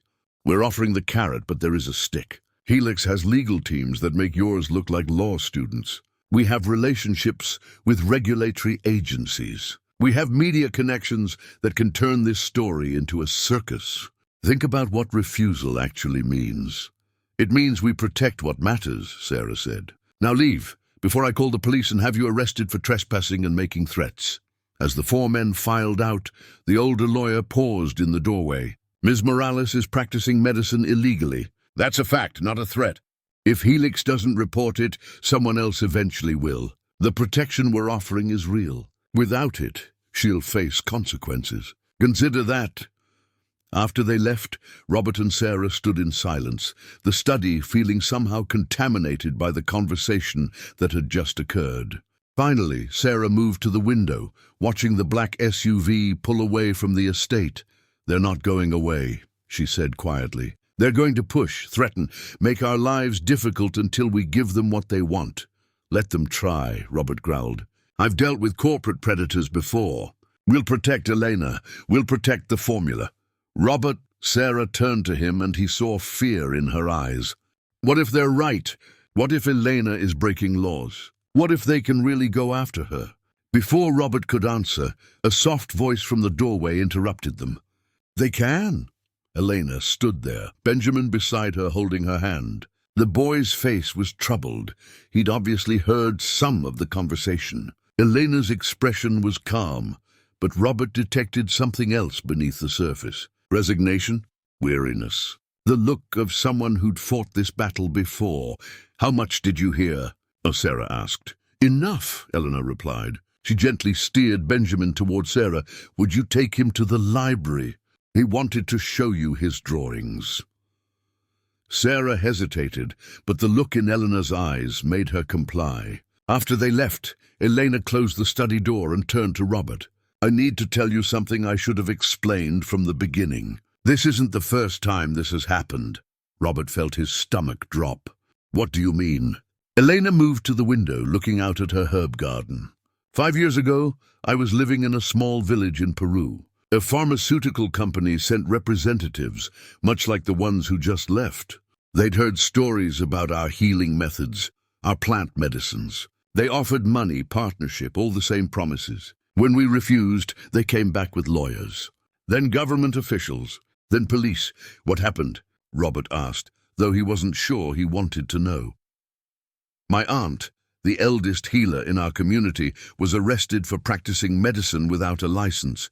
They took her plants, her medicines, her records. They claimed it was for public safety, but we knew the truth. They wanted our knowledge. When she still refused to share our formulas, they kept her in prison for 8 months. By the time she was released, she was broken. She died 6 months later." Robert felt rage building in his chest. "Elena, why didn't you tell us this before? Why didn't you warn us that this could happen?" "Because Benjamin was dying," Elena said simply, turning to face him. "And I couldn't let him die because I was afraid of corporations. But I also knew this moment would come eventually. Success draws attention. Attention draws predators. It's inevitable." "Then what do we do?" Robert demanded. "How do we protect you? How do we stop them?" Elena was quiet for a long moment.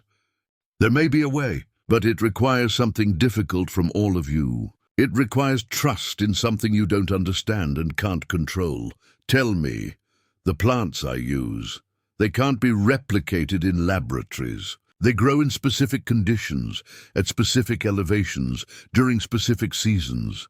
The pharmaceutical companies think they can extract the compounds and synthesize them, but they're wrong. The medicine isn't just chemistry, it's relationship. The plants know when they're being taken with respect versus being exploited. They alter their chemical composition accordingly." Robert stared at her. That's impossible. Plants don't have consciousness. They can't know anything, can't they?" Elena's eyes held his. "Science is discovering that plants communicate through root networks, that they respond to their environment in complex ways, that they produce different compounds under stress or harmony. What you call impossible, my people have known for centuries. The medicine works because it's given freely, harvested with ritual and respect, prepared with intention. Industrial production would kill what makes it effective. But you can't prove that," Robert said. "A pharmaceutical company could argue—" "They could argue anything they want," Eleanor interrupted. "But I'm offering you a truth that goes deeper than arguments. If you try to patent this medicine, commodify it, mass-produce it, it will stop working. Not immediately, perhaps. But gradually it will become just another pharmaceutical with diminishing returns. The magic, and yes, Mr. Ashford, I use that word deliberately, will fade." Robert wanted to argue, to dismiss this as mystical nonsense. But he'd seen his son recover from a death sentence. He'd watched impossible become possible. Could he really claim to know the boundaries of what was real? "So what's your solution?" he asked. "We can't just let Helix destroy you. We can't let them take what you've built." "No," Eleanor agreed. "But we also can't fight them on their terms. We need to find a third way, something that protects the knowledge while sharing it appropriately, something that honors both modern medicine and ancient wisdom." "That sounds impossible," Robert said. Eleanor smiled faintly. 6 weeks ago, Benjamin's recovery sounded impossible. Yet here we are. Perhaps, Mr. Ashford, it's time to expand your definition of what's possible. Upstairs, Victoria had listened to the entire exchange through the house's intercom system, a feature installed years ago for security that she'd never admitted to using for surveillance. She sat in her private sitting room, her tea growing cold in her hands, her mind working through scenarios and strategies. Helix Biopharmaceuticals. She knew Derek Chambers by reputation, a corporate shark who'd built his career on aggressive acquisitions and hostile takeovers. If he wanted Elena's formula, he wouldn't stop until he got it, or destroyed everyone who stood in his way. But Victoria Ashford hadn't survived decades in the brutal Manhattan real estate market by being passive. She'd built an empire through strategic thinking, powerful connections, and knowing when to fight and when to pivot. She picked up her phone and dialed a number she hadn't called in 5 years. It rang 3 times before a gravelly voice answered. "Victoria, this is unexpected." "Marcus," Victoria said, her voice crisp and businesslike. "I need a favor. Actually, I need several favors. And I need them quickly. My family is being threatened, and I intend to make the threat regret it." As she outlined what she needed, Victoria's reflection in the window showed a woman transformed from skeptical matriarch to protective warrior. Elena had saved Benjamin. Now Victoria would save Eleanor. The war Helix had started was about to get very complicated. Because they'd made one critical miscalculation. They'd assumed the Ashfords could be intimidated. They were about to learn how wrong they were. The conference room on the 43rd floor of the Ashford building commanded a view of lower Manhattan that had closed deals and intimidated opponents for 3 decades. Robert rarely used it anymore. Most of his business had shifted to virtual meetings and site visits, but this situation demanded the power dynamics that physical space provided. He wanted his allies to understand the gravity of what they were facing, and he wanted any adversaries to know they were entering his territory. Victoria had assembled the team with ruthless efficiency. Over the past 72 hours since Helix's visit, she'd activated a network of contacts that Robert hadn't realized she still maintained. Now, 8 people sat around the mahogany table, each bringing expertise that would be critical in the battle ahead. At the head of the table sat Marcus Webb, the attorney Victoria had called first. He was 71, semi-retired from the White Shoe law firm he'd co-founded, but his mind was still razor-sharp. He'd successfully defended 3 pharmaceutical companies against hostile takeovers and had taken down 2 others for patent fraud. If anyone understood how Helix operated, it was Marcus. Beside him was Dr. Patricia Okonkwo, a Nigerian-born ethnobotanist from Columbia University, who'd spent her career documenting traditional plant medicines and fighting biopiracy, the theft of indigenous knowledge by corporations. She was 53, with silver-streaked braids and eyes that radiated both warmth and steel. Next to Dr. Okonkwo sat James Chen, Sarah's chief legal counsel from DataStream Solutions. He specialized in intellectual property law and had protected Sarah's company through numerous patent disputes. His presence signaled Sarah's full commitment to this fight. Across from them were 2 unexpected additions.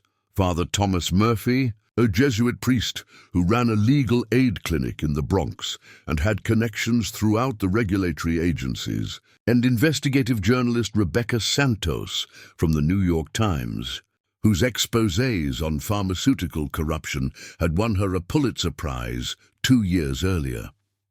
The final 2 seats were occupied by Dr. Richardson, who'd insisted on being present to provide medical perspective, and Dr. Chen, the toxicologist who'd first analyzed Elena's oil, who'd become increasingly fascinated by what she called the intersection of traditional and modern medicine.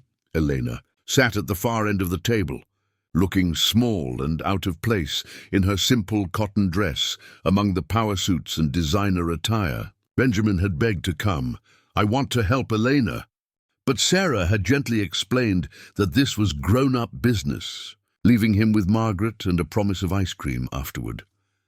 Victoria stood at the head of the table, commanding the room with the presence she'd honed over decades. "Thank you all for coming on short notice. Let me be direct. My family is being threatened by Helix Biopharmaceuticals. They want to steal the medical knowledge that saved my grandson's life, patent it, and profit from it. We're here to ensure that doesn't happen. Marcus, start us off." Marcus Webb opened a folder, his weathered hands steady despite his age. "I've spent the last 3 days researching Helix's corporate history and Derek Chambers' career. What I've found is troubling. Helix has a pattern of identifying promising traditional medicines, particularly from indigenous communities, and then using legal pressure to acquire the formulas. They've done this in Ecuador, Indonesia, Ghana, and Myanmar. In each case, they offered partnership initially, then escalated to threats when refused." "What kind of threats?" Robert asked, though he suspected he knew. "Regulatory complaints about unlicensed medical practice. Patent challenges claiming prior art or obvious derivation. In 2 cases, they actually succeeded in having traditional healers arrested on various charges: fraud, reckless endangerment. The cases were eventually dropped, but by then the healers were financially ruined and psychologically broken. The communities, terrified of further legal action, either sold the formulas for pennies or simply stopped practicing their healing traditions altogether." The room was silent, absorbing this. Sarah's hands clenched into fists on the table. "That's evil. It's deliberate cultural destruction for profit." "It's legal," Marcus said grimly. "Immoral but legal. They exploit gaps in regulatory frameworks that were never designed to address traditional knowledge. The FDA regulates drugs but doesn't recognize traditional medicine. Patent law protects innovations but doesn't protect ancient wisdom. Helix operates in those gaps, using the law as a weapon." Dr. Okonkwo leaned forward, her voice carrying the weight of personal experience. "I've witnessed this exact pattern in my research. It's called biopiracy, the appropriation of indigenous knowledge without consent or compensation. The pharmaceutical industry has made billions from traditional medicines. Aspirin came from willow bark that indigenous peoples used for millennia. Quinine came from South American cinchona bark. Countless cancer drugs derived from traditional plant medicines. But the communities who preserved that knowledge rarely see any benefit. Instead, they see their wisdom stolen, patented by corporations who claim to have discovered it. Can we fight them?" Robert asked. "Do we have legal grounds to prevent this?" James Chen, Sarah's attorney, spoke up. His voice was measured, analytical. "It's complicated. Elena's formula isn't patented, which means it's technically in the public domain from a legal perspective. However, Helix can't simply patent the exact formula. Prior art exists through Elena's use. What they'll try to do is patent specific isolated compounds or synthetic derivatives. They'll argue they've created something new, even though it's based on Elena's original formula. It's a legal fiction, but it often works." "What about Elena's rights?" Sarah demanded. "Doesn't she have ownership of her own knowledge?" "That's where it gets murky," James replied. "Traditional knowledge doesn't fit neatly into Western intellectual property frameworks. Elena didn't invent the formula, she inherited it. She can't patent it because it's not novel. But that also means she has limited legal protection against others exploiting it." Elena had been listening quietly, but now she spoke, her voice soft but clear. "My people have always known this. We've watched corporations steal our medicines, our textiles, our art, our stories. We protect what we can by keeping knowledge hidden, sharing it only within our communities. But that also means children die who could be saved because we're afraid to share what we know. It's an impossible choice. Stay hidden and safe but unable to help or share, and risk everything being taken. Father Murphy, who'd been silent until now, cleared his throat. His Irish accent was still noticeable, despite 40 years in New York. There might be another way. I've worked with several indigenous communities on land rights issues, and there's a growing legal framework around traditional knowledge protection. The United Nations Declaration on the Rights of Indigenous Peoples recognizes that communities have the right to maintain, control, protect, and develop their intellectual property. Several countries have implemented laws based on this declaration. But we're in the United States, Robert pointed out. What does international law matter here? And public opinion matters, Rebecca Santos interjected.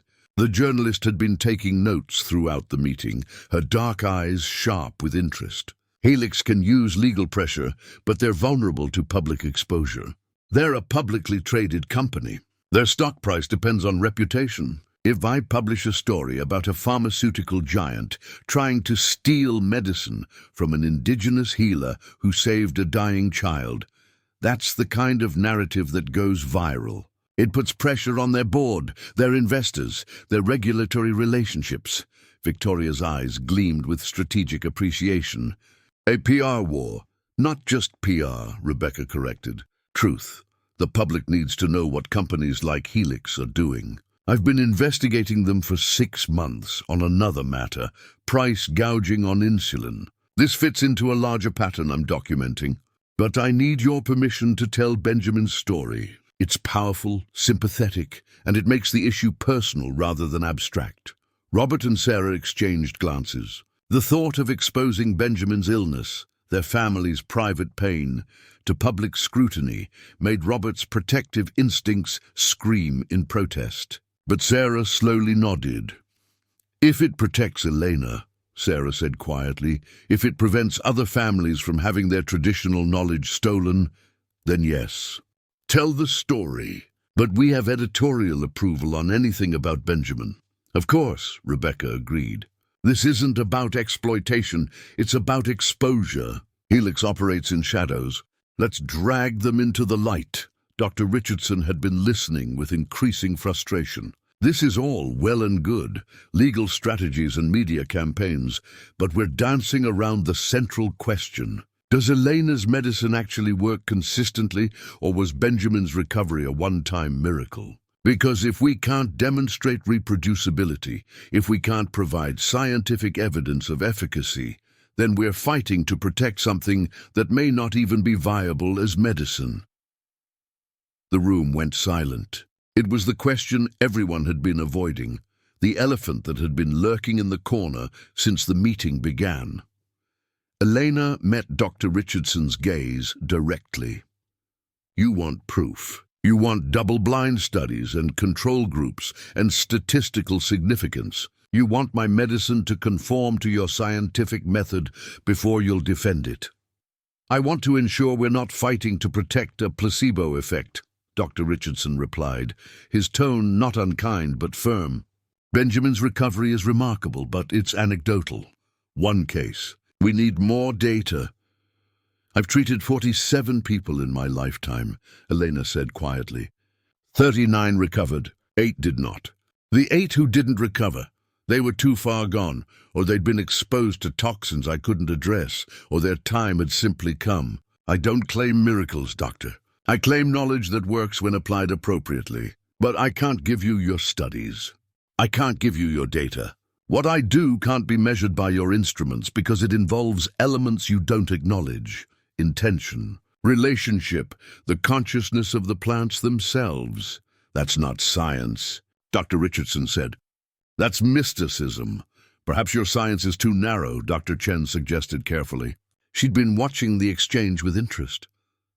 Dr. Richardson, I've analyzed the compounds in Elena's oil. Several have molecular structures I've never encountered. They demonstrate properties that current pharmacological models can't fully explain. What if Elena's right?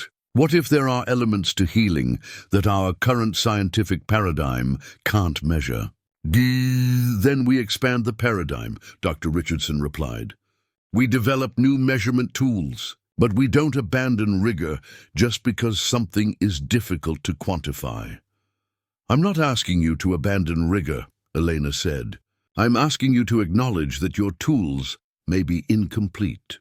A thermometer can measure heat but not warmth.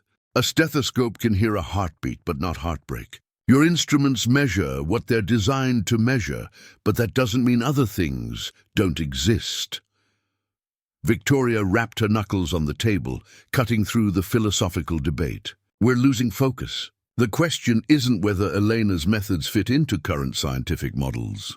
The question is how we protect her from Helix's predatory practices. Marcus, what's our legal strategy? Marcus Webb had been making notes throughout the discussion. Three-pronged approach. First, we establish Elena as a traditional knowledge holder with rights under international frameworks. We work with Dr. Okonkwo to document the historical lineage of her healing practices, oral histories, testimonies from her community, anything that establishes provenance and continuous use. This creates a legal foundation claiming that her knowledge is protected cultural heritage, not fair game for corporate appropriation. Second, he continued, we preemptively file for defensive publication of the formula. This means we publish enough information about the oil's composition and preparation to prevent Helix from claiming novel invention. But we withhold key elements, specific preparation methods, ritual components, plant harvesting details that make replication impossible. We poison their patent strategy while protecting Elena's actual knowledge. Third, Marcus concluded, we leverage Rebecca's media coverage to create public and regulatory pressure. We frame this as David versus Goliath, indigenous healer protecting traditional knowledge against corporate giant. We bring in advocacy groups, indigenous rights organizations, medical ethics committees. We make this fight so public and so politically toxic that Helix's board pressures Chambers to back off. And if that doesn't work? Robert asked. Marcus's smile was grim. Then we get creative. I've taken down pharmaceutical companies before. They always have vulnerabilities, regulatory violations, patent frauds, price-fixing schemes. We dig until we find Helix's weak spots, and we exploit them ruthlessly. Father Murphy interjected gently. Is that ethical? Fighting fire with fire? Is it ethical to let them destroy Elena and steal knowledge that could help people? Victoria countered sharply. Father, I respect your moral concerns, but this is war. Wars aren't won by being nice. Wars also aren't won by becoming the enemy, Father Murphy replied. I'm not saying we shouldn't fight. I'm saying we should fight in ways we can live with afterward. If we use Helix's tactics against them, we become no different than they are. The room fell into contemplative silence. Finally, Sarah spoke, her voice thoughtful. What if we offer a fourth option? What if we create an alternative model that makes Helix's approach obsolete? All eyes turned to her. Sarah stood, moving to the windows overlooking Manhattan. I've been thinking about this since Helix showed up. They want to own Elena's medicine because that's the only model they understand. Proprietary drugs, patent protection, profit maximization. But what if we created something different? A non-profit foundation dedicated to protecting traditional knowledge while making it accessible for healing. We partner with indigenous communities, compensate them fairly, and share the medicine according to their terms, not corporate terms. Dr. Okonkwo's eyes lit up. A knowledge commons. I've been advocating for this model for years. It would protect traditional knowledge holders while ensuring their wisdom reaches people who need it. We'd need significant funding, James Chen noted, his legal mind already working through logistics. Infrastructure, legal protection for participating communities, medical research that respects traditional practices. I'll fund it, Sarah said simply. Data Stream Solutions had a record quarter. I can allocate $50 million to start, more as needed. We establish the foundation, create legal protections, and most importantly, We give Elena and others like her a platform that empowers rather than exploits them. Robert stared at his wife, seeing her with fresh eyes. This was the woman he'd fallen in love with, brilliant, bold, willing to reinvent systems that weren't working. Sarah, that's incredible. It's necessary, Sarah corrected. We can't just defend against Helix. We need to offer a better vision, something that demonstrates there's another way forward. Elena had tears in her eyes.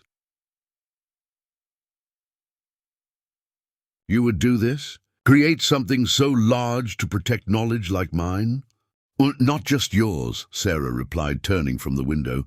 Every traditional healer who's ever been threatened by corporations. Every indigenous community that's had their knowledge stolen. Every person who knows there's more to healing than what pharmaceutical companies acknowledge. We create a model that proves traditional knowledge and modern medicine can coexist without exploitation. Victoria watched her daughter-in-law with undisguised admiration. She'd always known Sarah was smart, but this was something more. Vision combined with compassion, strategic thinking married to genuine care. I'll match your 50 million, Victoria said. 100 million should be enough to make Helix realize they're not fighting a family. They're fighting an institution. Marcus Webb was already making notes. We'll need articles of incorporation, board selection, legal frameworks for knowledge protection. This is doable, but it'll take time. Meanwhile, Helix won't wait. They'll escalate. Let them, Robert said, standing beside Sarah. We'll be ready. Rebecca publishes her story. We announce the foundation. And we make it clear that anyone who goes after Elena goes after all of us. Let Helix try to fight that. As the meeting continued, hammering out details and strategies, Elena sat quietly at the end of the table, overwhelmed by what was unfolding. These people, wealthy, powerful people who'd had every reason to dismiss her, were not just protecting her. They were trying to change the entire system that had threatened her people for generations. She thought of her grandmother, who'd taught her the formulas while hiding from authorities. She thought of her aunt, broken by corporate greed. She thought of all the healers throughout history who'd been persecuted, stolen from, erased. Perhaps, Elena thought, Benjamin's recovery wasn't just about one child. Perhaps it was about demonstrating that another way was possible, a way where ancient wisdom and modern power could work together instead of at odds. Outside the windows, Manhattan glittered in the afternoon sun, a city built on ambition and transformation. And in this room, 43 floors above the streets, another transformation was beginning. Not just a legal strategy or a business plan, but a fundamental reimagining of how healing knowledge could be valued and shared. The war with Helix was just beginning, but for the first time since Derek Chambers had walked into their home with his lawyers and threats, the Ashford family had something more powerful than fear. They had purpose. They had a plan. And they had allies willing to fight not just for one child, but for a principle that transcended any individual case. The battle ahead would be brutal. But as Elena looked around the table at these unexpected warriors, she allowed herself something she rarely permitted. Hope. Not hope that victory was certain. Her life had taught her better than that. But hope that the fight itself mattered, that standing against injustice had value, even if the outcome remained uncertain. And sometimes, Elena knew from experience, hope was enough to change everything. The article hit the New York Times website at 6 a.m. on a Thursday morning, 3 weeks after the conference room meeting. Rebecca Santos had crafted it with the precision of a surgeon and the passion of an advocate. The headline read, "When Healing Becomes Property, How Pharmaceutical Giants Target Traditional Medicine." Benjamin's face, smiling, healthy, alive, graced the top of the article beside a photo of Elena in her herb garden. Within 2 hours, it had become the most read story on the site. Within 4 hours, it was trending on every social media platform. By noon, it had been picked up by CNN, NPR, and the BBC. Sarah sat in the breakfast room with her tablet, refreshing the page compulsively, watching the comment count climb into the thousands. Most were supportive, outraged on Elena's behalf, moved by Benjamin's story. But there were skeptics too, people questioning whether the recovery was real, whether Elena was a fraud, whether the Ashfords were being manipulated. "You need to stop reading the comments," Robert said gently, setting a cup of coffee beside her. "Nothing good ever comes from reading internet comments." "I know," Sarah replied, but she didn't look away from the screen. "But these are people talking about our son, about Elena. I can't just ignore it." Upstairs, Elena stood at Benjamin's bedroom window, watching a news van park across the street. Then another. By mid-morning, there were 5. Their satellite dishes pointed skyward like mechanical flowers seeking sun. She'd known this moment would come, the invasion of privacy that followed exposure. But knowing didn't make it easier. "Elena!" Benjamin's voice was sleepy. He'd been napping more lately, his body still recovering its strength. "Why are all those trucks outside?" Elena turned from the window, forcing a smile. "People want to tell your story, pequeño, about how you got better. Because of your medicine?" Benjamin sat up, his blonde curls wild from sleep. "Because of many things," Elena replied, settling on the edge of his bed. "Medicine, yes, but also because you're strong, because your parents love you. Because sometimes, when people need hope, a story like yours reminds them that impossible things can happen." Benjamin considered this with the seriousness children bring to important matters. "Are they going to take you away? The bad people Grandma was talking about?" Elena felt her heart constrict. She'd underestimated how much Benjamin had absorbed from the adults' conversations. "No, mi amor. No one is taking me anywhere. Your family is protecting me just like I helped protect you." "Good," Benjamin said firmly, "because you have to teach me about the condors. You promised when I'm strong enough, we'll go see them." "And we will," Elena assured him, though uncertainty shadowed her words. Would she be free to make such journeys? Or would the coming battle trap her in legal proceedings and media circuses? At Helix Biopharmaceuticals headquarters in Cambridge, Massachusetts, Derek Chambers read the article with mounting fury. His assistant had alerted him at 6:15 a.m., and he'd been on emergency calls ever since. The board was panicking. Stock prices had dropped 3% in morning trading. Advocacy groups were already organizing protests outside their facilities. "This is a disaster," his chief legal officer said over the speakerphone. "We look like villains. The optics are terrible. Giant pharmaceutical company versus indigenous healer saving dying child. We can't win this in the court of public opinion. Then we win it in actual court," Chambers snapped. He paced his corner office, which offered views of the Charles River that usually calmed him. "Not today. File complaints with the FDA, the State Medical Board, and the DEA. Hit them with everything. Elena Morales is practicing medicine without a license, distributing unregulated substances, making medical claims without evidence. Let's see how sympathetic she looks when she's facing federal charges." "Derek," his COO interjected carefully, "that's going to make us look even worse, like we're retaliating against a whistleblower. The PR damage could be—" "I don't care about PR," Chambers shouted, then immediately regretted it. He forced himself to take a breath, to regain the smooth corporate control he'd cultivated. "What I care about is protecting this company's interests. That formula represents billions in potential revenue. We're not walking away because of some sob story in the Times. We escalate, we overwhelm them with legal pressure, and we make it clear that crossing Helix has consequences." After the call ended, Chambers stood at his window, watching students cross the Harvard Bridge in the distance. He'd built his career on aggressive acquisition strategies, on identifying valuable assets and securing them by whatever means necessary. The Ashford situation should have been simple: offer money, apply pressure, acquire rights. Why was it turning into such a mess? His phone buzzed with a text from his ex-wife. "Just read the article. That's a new low even for you. Our daughter is ashamed her father works for a company that bullies healers." Chambers deleted the message without responding, but it lodged under his skin like a splinter.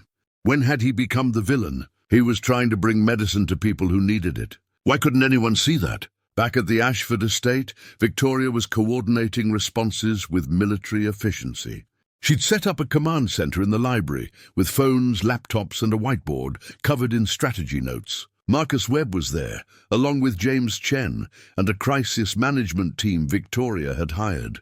We need to control the narrative. The crisis manager, a sharp woman named Linda Torres, who'd handled scandals for 3 Fortune 500 companies, said, "The article was the opening salvo.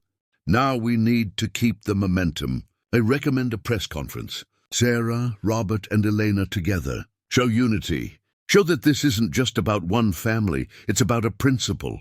"Elena doesn't do well with crowds," Robert objected. "She's not comfortable with attention." "Then we make her comfortable," Linda replied. "We frame it on her terms. Small setting. Selected journalists, questions submitted in advance. We tell her story in her own words before Helix can distort it." Victoria nodded approvingly.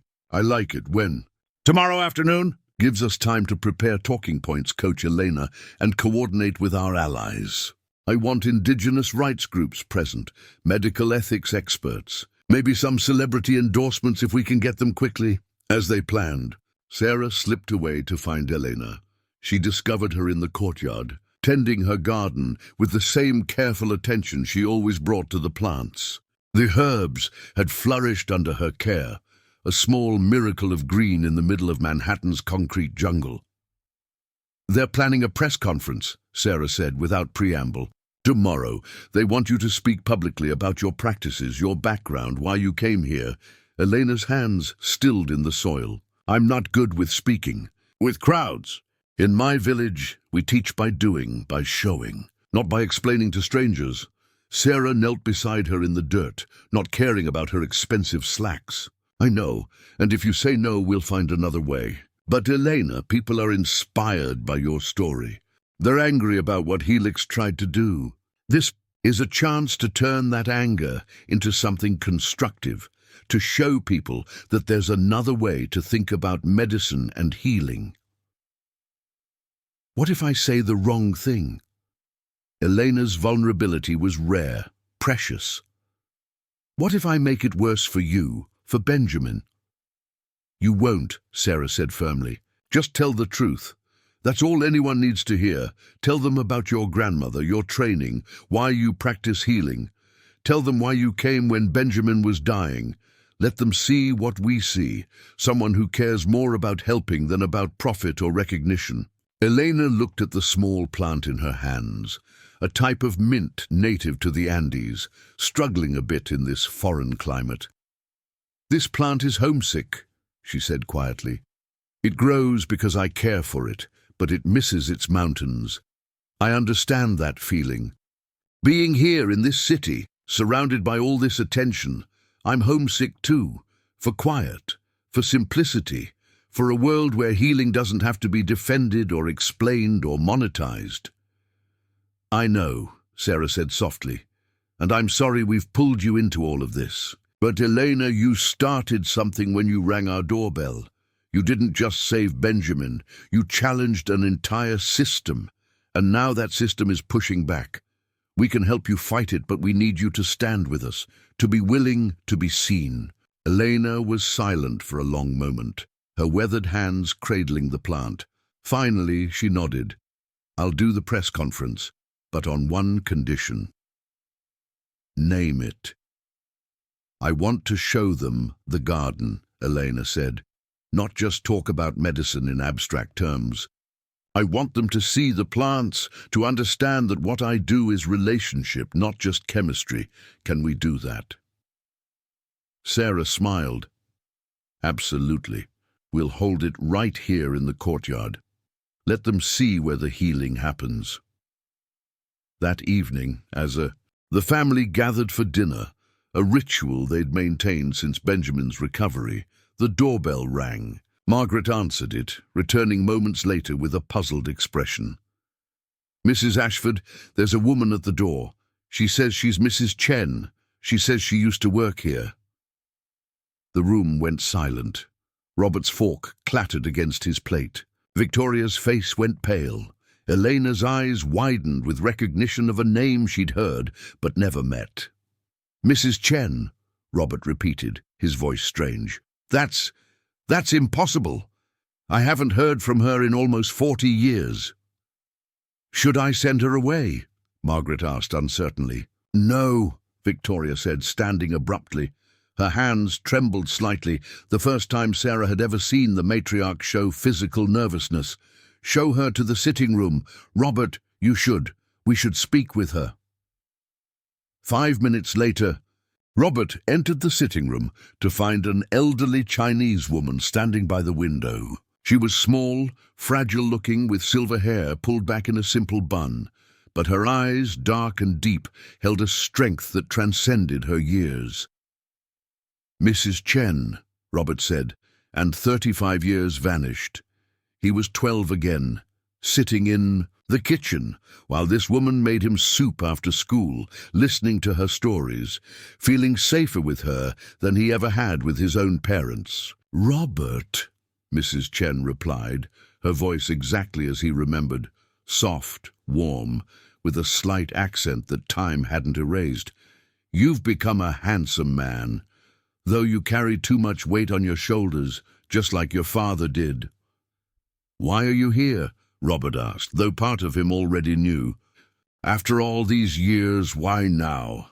Mrs. Chen moved from the window, settling into a chair with the careful movements of advanced age. "Because it's time for you to know the truth.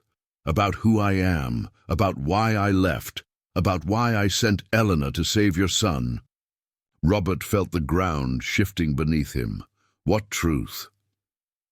"Sit, Robert," Mrs. Chen said gently.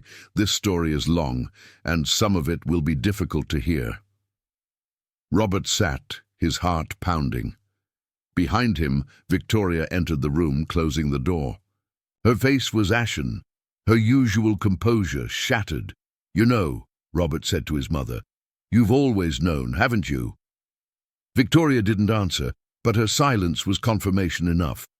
Mrs. Chen looked between them, then began. 42 years ago, I gave birth to a son in a small apartment in Chinatown. I was 18, unmarried, terrified. The baby's father, your father, Victoria, was a married man from a wealthy family. When I told him I was pregnant, he gave me money and told me to disappear." Robert's world tilted. "What are you saying?" "I'm saying that I'm your birth mother, Robert," Mrs. Chen said quietly. "I gave you up when you were 3 days old because I had no way to care for you.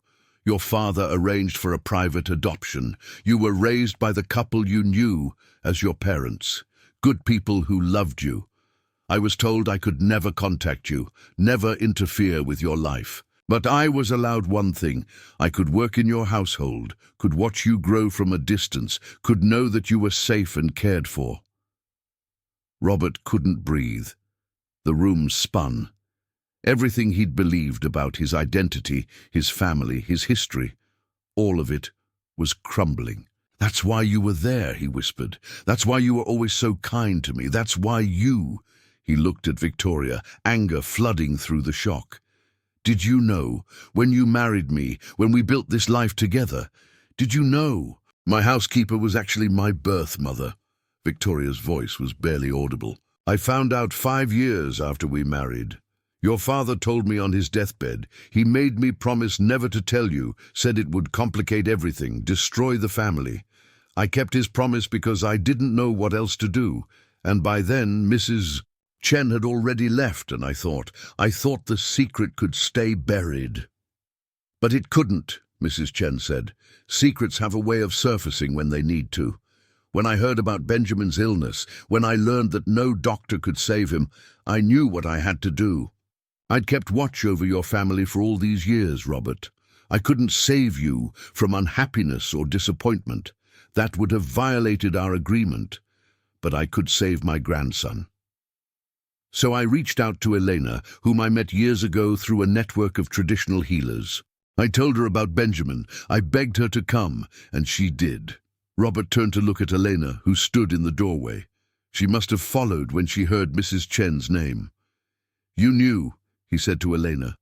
"You knew she was my mother when you came here." "Yes," Elena confirmed softly. "Mrs. Chen told me everything. She said her grandson was dying and she'd been forbidden from being part of his life, but she couldn't stand by and watch him die. She asked if I would go in her place, if I would. Do what she couldn't. Save the child of the child she'd given up." Robert stood abruptly, needing to move, to process, to escape the weight of these revelations. So everything, your arrival, the healing, all of it, it was orchestrated. It wasn't random compassion or divine intervention. It was family obligation. It was love. Mrs. Chen said firmly, "I loved you from the moment you were born, Robert. Giving you up broke something in me that never healed. But I did it because I wanted you to have a better life than I could provide. Watching you grow, seeing you become strong and successful, that brought me joy, even as it brought pain. And when your son was dying, when my grandson was slipping away, I used the only power I had left, the connections I'd maintained with people who could help. That wasn't manipulation. That was a grandmother doing what grandmothers do, protecting their family however they can." The silence that followed was profound. Robert stood with his back to them all, his shoulders shaking with suppressed emotion. Sarah appeared in the doorway, having been alerted by Margaret that something significant was happening. She took in the scene. Robert's distress, Victoria's tears, Mrs.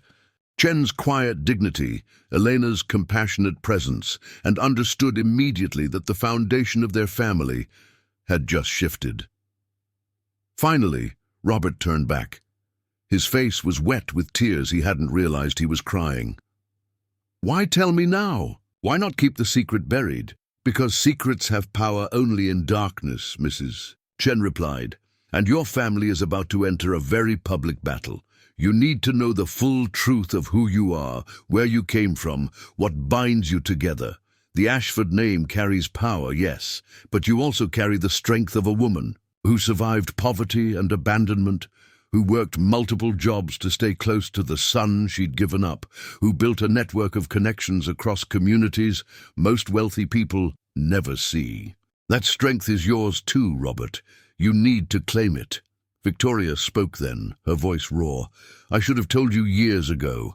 I was afraid of your anger, afraid of losing you, afraid of admitting that I'd kept such a fundamental truth hidden. But Mrs. Chen is right. You deserve to know who you are, all of who you are." Robert looked at the three women, his adoptive mother, his birth mother, and the healer who'd saved his son, and felt something shift inside him. The anger was there, yes, and the betrayal, and the confusion. But underneath it all was something else, a strange sense of completion, as if pieces that had never quite fit were finally falling into place. "Benjamin," he said suddenly. "Does Benjamin know?"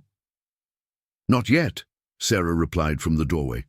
"But he should. He should know that his recovery wasn't just medicine and luck, it was love spanning generations, connecting people who'd been separated, bringing together worlds that seemed impossibly far apart." Mrs. Chen stood, moving toward Robert with hesitant steps. "I have no right to ask for your forgiveness or your acceptance. I gave up those rights 42 years ago, but I want you to. Know that not a day passed when I didn't think of you, didn't wonder who you were becoming, didn't love you from whatever distance I was allowed." Robert looked at this small woman who'd brought him soup and listened to his problems and made him feel seen when his parents were too busy building their empire. He remembered her kindness, her gentle strength, the way she'd seemed to understand him in ways no one else did. And he understood why. She'd known him before he knew himself. She'd loved him before he had a name. She'd watched him grow from a distance that must have been agonizing. He crossed the space between them and pulled her into his arms, his tall frame enveloping her small one. Mrs. Chen sobbed against his chest, quiet, wrenching sobs that carried decades of grief and love and loss. "I don't know how to feel," Robert admitted, his voice muffled against her hair. "I'm angry and grateful and confused, and I need time, but I'm glad you're here. I'm glad you saved Benjamin. I'm glad I finally know the truth." Elena watched this reunion with tears streaming down her face. This was why she did what she did, not just to heal bodies, but to heal families, to bring hidden things into light, to demonstrate that love could transcend any barrier when people had the courage to trust it. Victoria stood apart, witnessing the embrace, understanding that her role in this family was changing. She'd been the matriarch, the controller, the one who held secrets to maintain order. But that version of strength had nearly cost them everything. Maybe it was time for a different kind of strength, the kind that came from truth rather than control. As the evening deepened, the family slowly reassembled in the sitting room. Benjamin, sensing something important was happening, had come downstairs in his pajamas. Mrs. Chen knelt before him, her ancient eyes meeting his young ones. "Hello, Benjamin," she said softly. "My name is Mei Chen. I'm your great-grandmother, and I have loved you since before you were born." Benjamin looked at his father, who nodded. Then the boy did what children do when confronted with new family. He hugged her fiercely, accepting what adults complicated. "Do you know Elena?" Benjamin asked. "Because Elena is the best. She tells me about condors and mountains and makes medicine that works." "I do know Elena," Mrs. Chen replied, smiling through her tears. "She's my friend, and she's very wise." "Then you're wise too," Benjamin decided with childhood logic. "Are you staying for dinner? We're having chicken, and Elena made her special tea." As they moved toward the dining room, this expanded, complicated, beautiful family, Sarah caught Robert's eye. In his face, she saw shock still settling into understanding, pain transforming into possibility. This revelation could have destroyed them. Instead, somehow, it was making them stronger. The press conference tomorrow would be challenging. The battle with Helix was far from over. But tonight, in this moment, they were complete in a way they'd never been before. The secrets were out. The truth was known. And love, complicated, messy, transcendent love, had proven once again to be the most powerful medicine of all. The courtyard press conference was scheduled for 2 p.m., but by noon, the estate's perimeter was already crowded with media, supporters and protesters. Linda Torres had underestimated the public response. What was meant to be an intimate gathering of selected journalists had become a full-blown media event, with news helicopters circling overhead and police barricades erected to manage the crowd. "This is out of control," Robert muttered, watching from his office window as another van emblazoned with a network logo pulled up to the gates. "This is exactly what we need," Linda countered, checking her tablet. "The story has gone viral globally. We're trending in 47 countries. Indigenous rights groups are staging solidarity protests at Helix facilities worldwide. 3 congressional representatives have issued statements supporting traditional knowledge protection. This is momentum, Robert. We use it." In the guest room that had become Mrs. Chen's temporary quarters, the elderly woman sat with Elena, helping her prepare. Elena had insisted on wearing one of her simple cotton dresses, traditional clothing from her village, hand-embroidered by her grandmother decades ago. Mrs. Chen braided Elena's silver-streaked hair with gentle hands. "You're nervous," Mrs. Chen observed. "It wasn't a question." Terrified, Elena admitted. "In my village, we heal quietly. We don't make speeches or defend our practices to crowds. This feels wrong, performing healing instead of living it." "You're not performing," Mrs. Chen said softly. "You're bearing witness. There's a difference. When I gave up Robert, I had no voice, no platform, no way to speak my truth. You have a chance to speak for all the healers who've been silenced, stolen from, erased. That's not performance. That's testimony." Elena met Mrs. Chen's eyes in the mirror. These 2 women, from such different backgrounds, had formed a bond forged in shared understanding of what it meant to love from the margins, to possess knowledge the powerful wanted to take. "Thank you," Elena said quietly, "for trusting me with your grandson, for connecting us. You gave me a chance to do what I was born to do. No, Mrs. Chen replied, her weathered hands still in Eleanor's hair. You gave my family a chance to become whole. The healing you brought wasn't just physical. It was spiritual, emotional. You helped them remember what matters. Downstairs, Victoria was in the library with Marcus Webb, reviewing legal documents. Despite the emotional revelations of the previous evening, the matriarch had returned to strategic mode with impressive speed. Personal feelings could be processed later. Right now, they had a battle to win. Helix filed complaints with the FDA and State Medical Board this morning, Marcus reported, his voice grim. They're also pursuing a patent application for synthetic derivatives of 3 compounds they identified in Elena's oil. They're moving fast and aggressively. Expected, Victoria said crisply. What's our counter? I filed motions to dismiss the FDA complaint on the grounds that Elena's practices constitute traditional medicine exempt from pharmaceutical regulations. It's a legal gray area, but we have precedent from Native American healing cases. For the patents, we've submitted prior art documentation showing Elena's formulas have been in continuous use for generations, which should block their claims of novelty. And we've got the foundation paperwork ready to file immediately after the press conference. The timing matters, Victoria said. We announce the foundation publicly, make it clear that traditional knowledge holders will have legal and financial protection, show that we're offering a systemic solution rather than just fighting for one person. Make Helix look reactionary and we look visionary. Marcus nodded approvingly. You've always had a gift for framing narratives. This is no different than the real estate battles you've won over the years. Control the story, control the outcome. Except the stakes are higher, Victoria replied, her voice softening fractionally. This isn't about buildings or money. It's about my family, about protecting people who saved my grandson when I couldn't. At 1:45 p.m., the family gathered in the breakfast room for final preparations. Benjamin wore a navy blazer that Sarah had bought for the occasion, looking impossibly grown-up and simultaneously fragile. He'd insisted on being present, despite his parents' concerns about exposing him to the media circus. I want to tell people that Elena saved me, he'd argued with 5-year-old logic. How can they understand if I don't show them I'm real? And now, as Sarah adjusted his collar for the 3rd time, Benjamin looked up at her with those serious eyes he'd developed since his illness.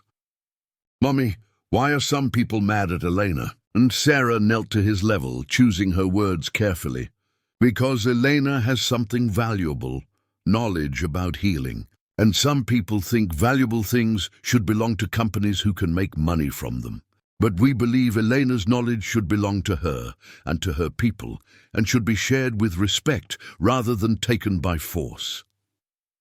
That's stealing, Benjamin said firmly. Stealing is wrong. We learned that in preschool. Yes, sweetheart, Sarah agreed, fighting back tears at her son's simple moral clarity. It is stealing. And that's why we're fighting to protect Elena and others like her.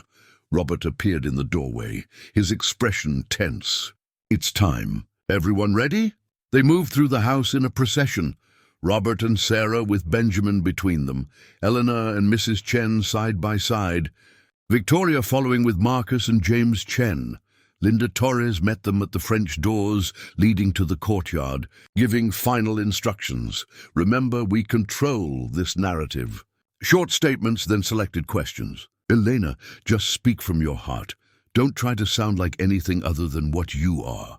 Sarah, Robert, frame this as parents protecting the person who saved their child. Victoria, you're the matriarch giving moral authority. Benjamin, she looked at the boy with something like wonder. You just be yourself. That's enough. The courtyard had been transformed. A small podium stood near Elena's herb garden, with microphones clustered like a bouquet of metal flowers. Cameras lined the perimeter. At least 60 journalists crowded the space, with hundreds more people visible beyond the gates, held back by police barriers. Some held signs, "Protect traditional knowledge and indigenous rights now," and "Helix biopiracy." As the family emerged, A hush fell over the crowd. Then gradually applause began, tentative at first, then building into something thunderous. People were cheering, not for celebrities or politicians, but for a family fighting a principle larger than themselves. Robert stepped to the podium first, his commanding presence immediately centering the gathering. "Thank you all for coming. 3 months ago, my son Benjamin was dying. The finest doctors in the country told us his condition was irreversible, that we had perhaps a week left with him. We'd exhausted every option, tried every treatment, consulted every specialist. We'd accepted the unacceptable, that we were going to lose our child." His voice cracked slightly, and the vulnerability made him more compelling, not less. Then a woman rang our doorbell. She carried a small suitcase and an amber vial of oil. She had no credentials we recognized, no references we could verify, no place in the medical system we trusted. Everything about her arrival should have made us refuse her, but we were desperate, and she offered something we'd been told didn't exist: hope. Sarah stepped forward, her hand finding Benjamin's. That woman was Eleanor Morales, and through her traditional knowledge, wisdom passed down through generations of her people, our son recovered. Not slowly, not partially, but completely. Benjamin is alive today because Elena brought healing that modern medicine couldn't provide. Benjamin looked up at his mother, then stepped closer to the microphones. Someone adjusted them downward for his height. The gesture brought unexpected laughter, breaking tension.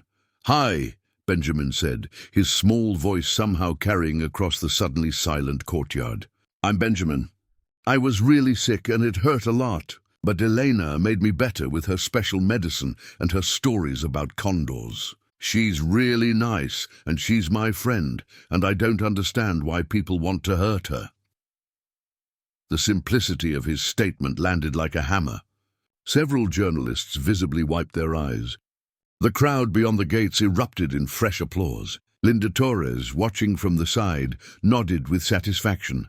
Nothing she could have scripted would have been more powerful than a child's honest testimony. Elena stepped forward then, and the cameras focused on her with intensity. She looked impossibly small and out of place in her traditional dress, her weathered face vulnerable under the scrutiny of dozens of lenses. For a moment she simply stood there, hands folded, breathing the way she'd taught Benjamin to breathe. Slow, steady, eternal. "My name is Elena Morales," she began, her accented English soft but clear.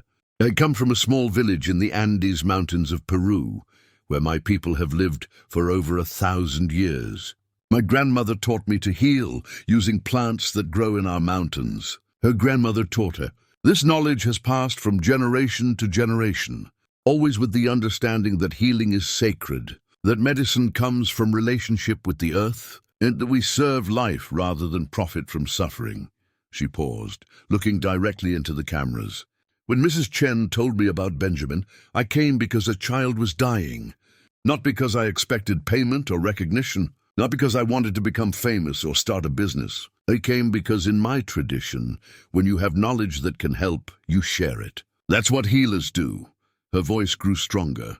"But I've learned that in this country, in this time, sharing knowledge is dangerous. Companies see wisdom that took centuries to develop, and they want to own it, to patent it, to make it their property. They call this progress. They say they want to help people.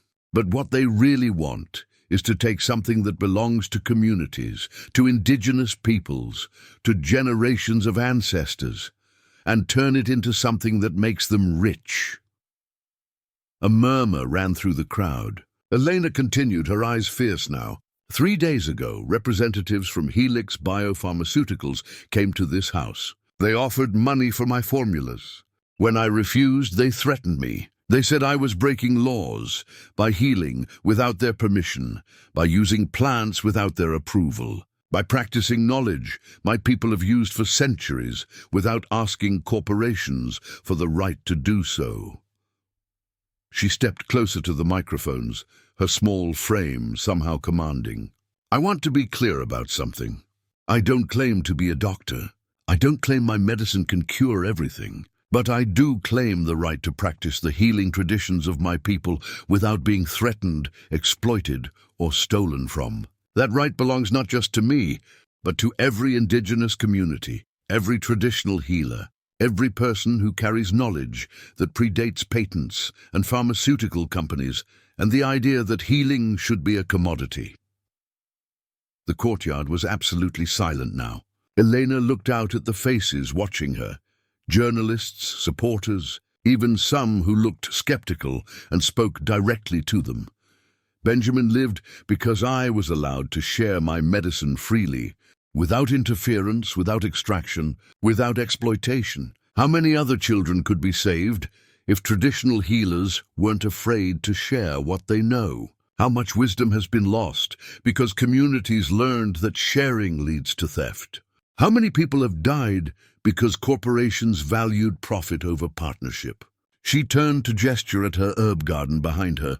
These plants grow here because I talk to them, because I understand their needs, because I treat them with respect. You can't industrialize that relationship. You can't synthesize respect in a laboratory.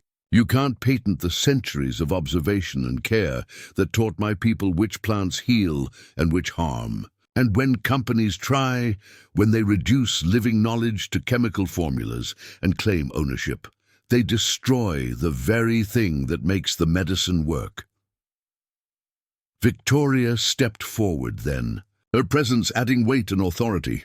My family owes Elena Morales a debt we can never fully repay.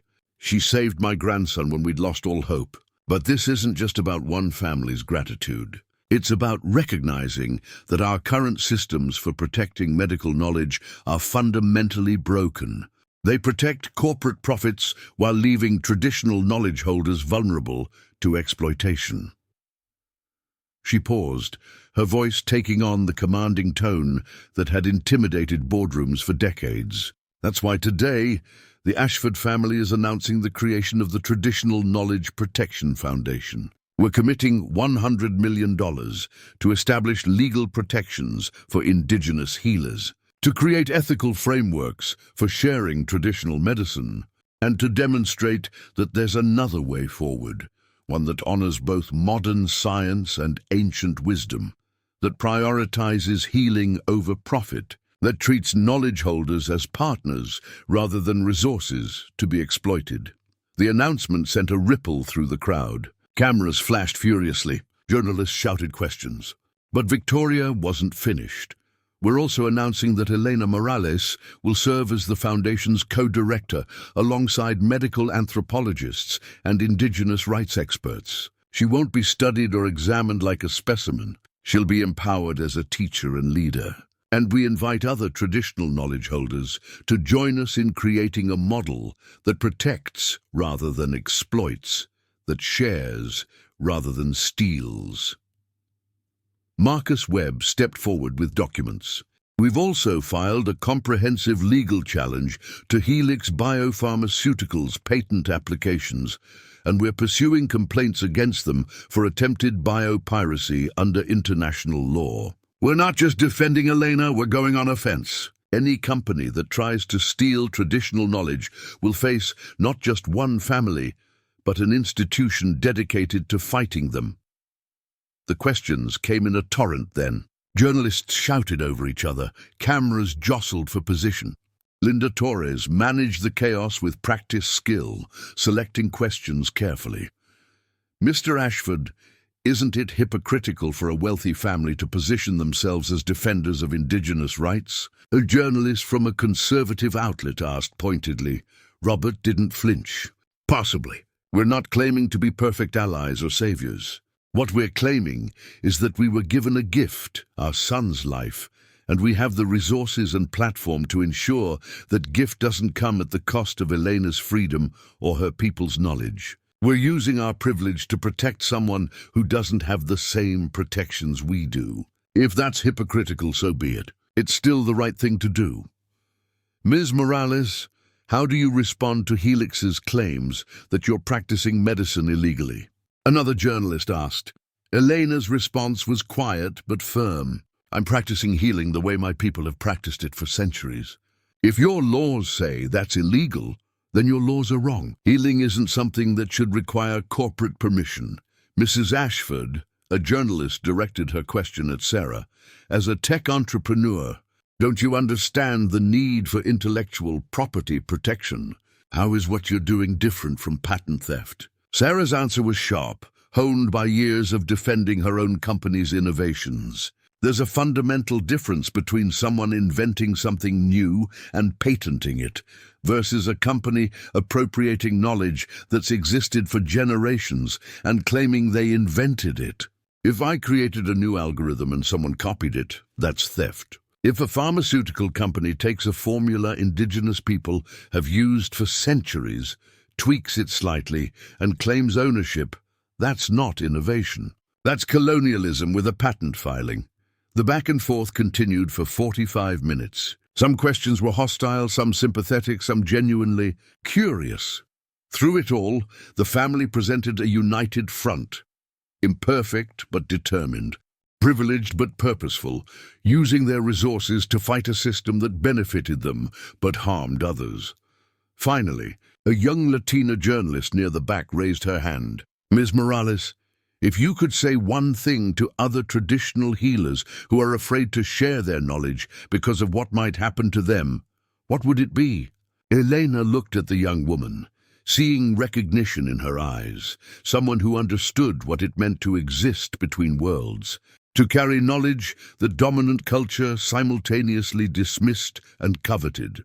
I would say that silence protects us in the short term, but destroys us in the long term, Elena replied. Every generation of healers who hides their knowledge brings us closer to that knowledge being lost forever. We're fighting not just for our right to practice healing, but for the survival of wisdom that took millennia to develop. That wisdom could help so many people, but only if we're brave enough to share it. And if those with power are willing to protect us when we do. She paused, then added, and I would say that we don't have to fight alone anymore. That's what this foundation represents. A promise that sharing doesn't have to mean losing, that partnership is possible, that another way forward exists. As the press conference concluded, the crowd beyond the gates erupted again, applause mixed with chanting, signs waving, phone cameras recording every moment. The story would dominate news cycles for days, sparking debates about traditional knowledge, pharmaceutical ethics, indigenous rights, and the collision between ancient wisdom and modern commerce.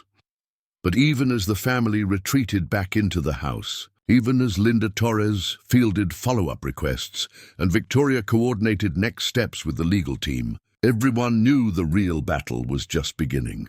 Because miles away in Cambridge, Derek Chambers was also watching the press conference. And he was furious. Get me the head of government affairs, he snapped at his assistant. And our lobbying team. And every board member. The Ashfords want to make this a war. Fine, let's show them what Helix does to people who get in our way. He pulled up the foundation announcement on his screen, reading it with mounting rage. $100 million. Legal challenges.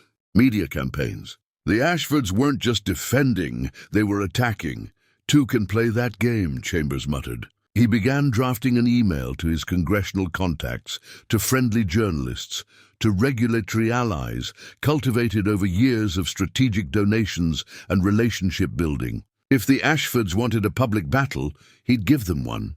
He'd frame Elena as a dangerous charlatan, the foundation as wealthy elitists playing activist, the whole situation as a threat to medical progress and public safety. He had the resources. He had the connections. He had the power. What he didn't have, what he couldn't understand, was the force he was truly fighting against. Not just the Ashford family's wealth or Elena's medicine, but something more fundamental. The power of a story that resonated with millions of people who'd felt powerless, dismissed, colonized, or exploited. The power of a family transformed by love and gratitude. The power of ancient wisdom refusing to be erased. The battle was joined. The lines were drawn. And the outcome would determine not just Elena's fate, but the fate of traditional knowledge holders around the world who were watching, hoping, and preparing to join the fight if the Ashfords could prove that victory was possible. The war had truly begun, and neither side would retreat. 8 months had passed since Elena Morales first rang the doorbell of the Ashford estate. Now, on a crisp May morning, the mansion felt less like a fortress and more like what it had always been meant to be, a home. Benjamin stood in the courtyard, his face tilted toward the sun, his eyes closed in the breathing meditation Elena had taught him. At his feet, the herb garden had expanded significantly. What had been a small corner plot now stretched across nearly a third of the courtyard space. The plants thrived under Elena's care, and the attention of 3 apprentices she'd carefully selected to begin training in traditional healing methods. "Feel the breath move through your whole body," Elena instructed softly, her hand resting lightly on Benjamin's shoulder. "From your toes to the crown of your head. Each breath carries life, carries healing, carries the memory of all the people who loved you into wellness." Benjamin breathed, and watching him, Robert felt his throat tighten with emotion that had become familiar over these months. Gratitude so profound it felt like a physical presence in his chest. His son was healthy, fully, completely, miraculously healthy.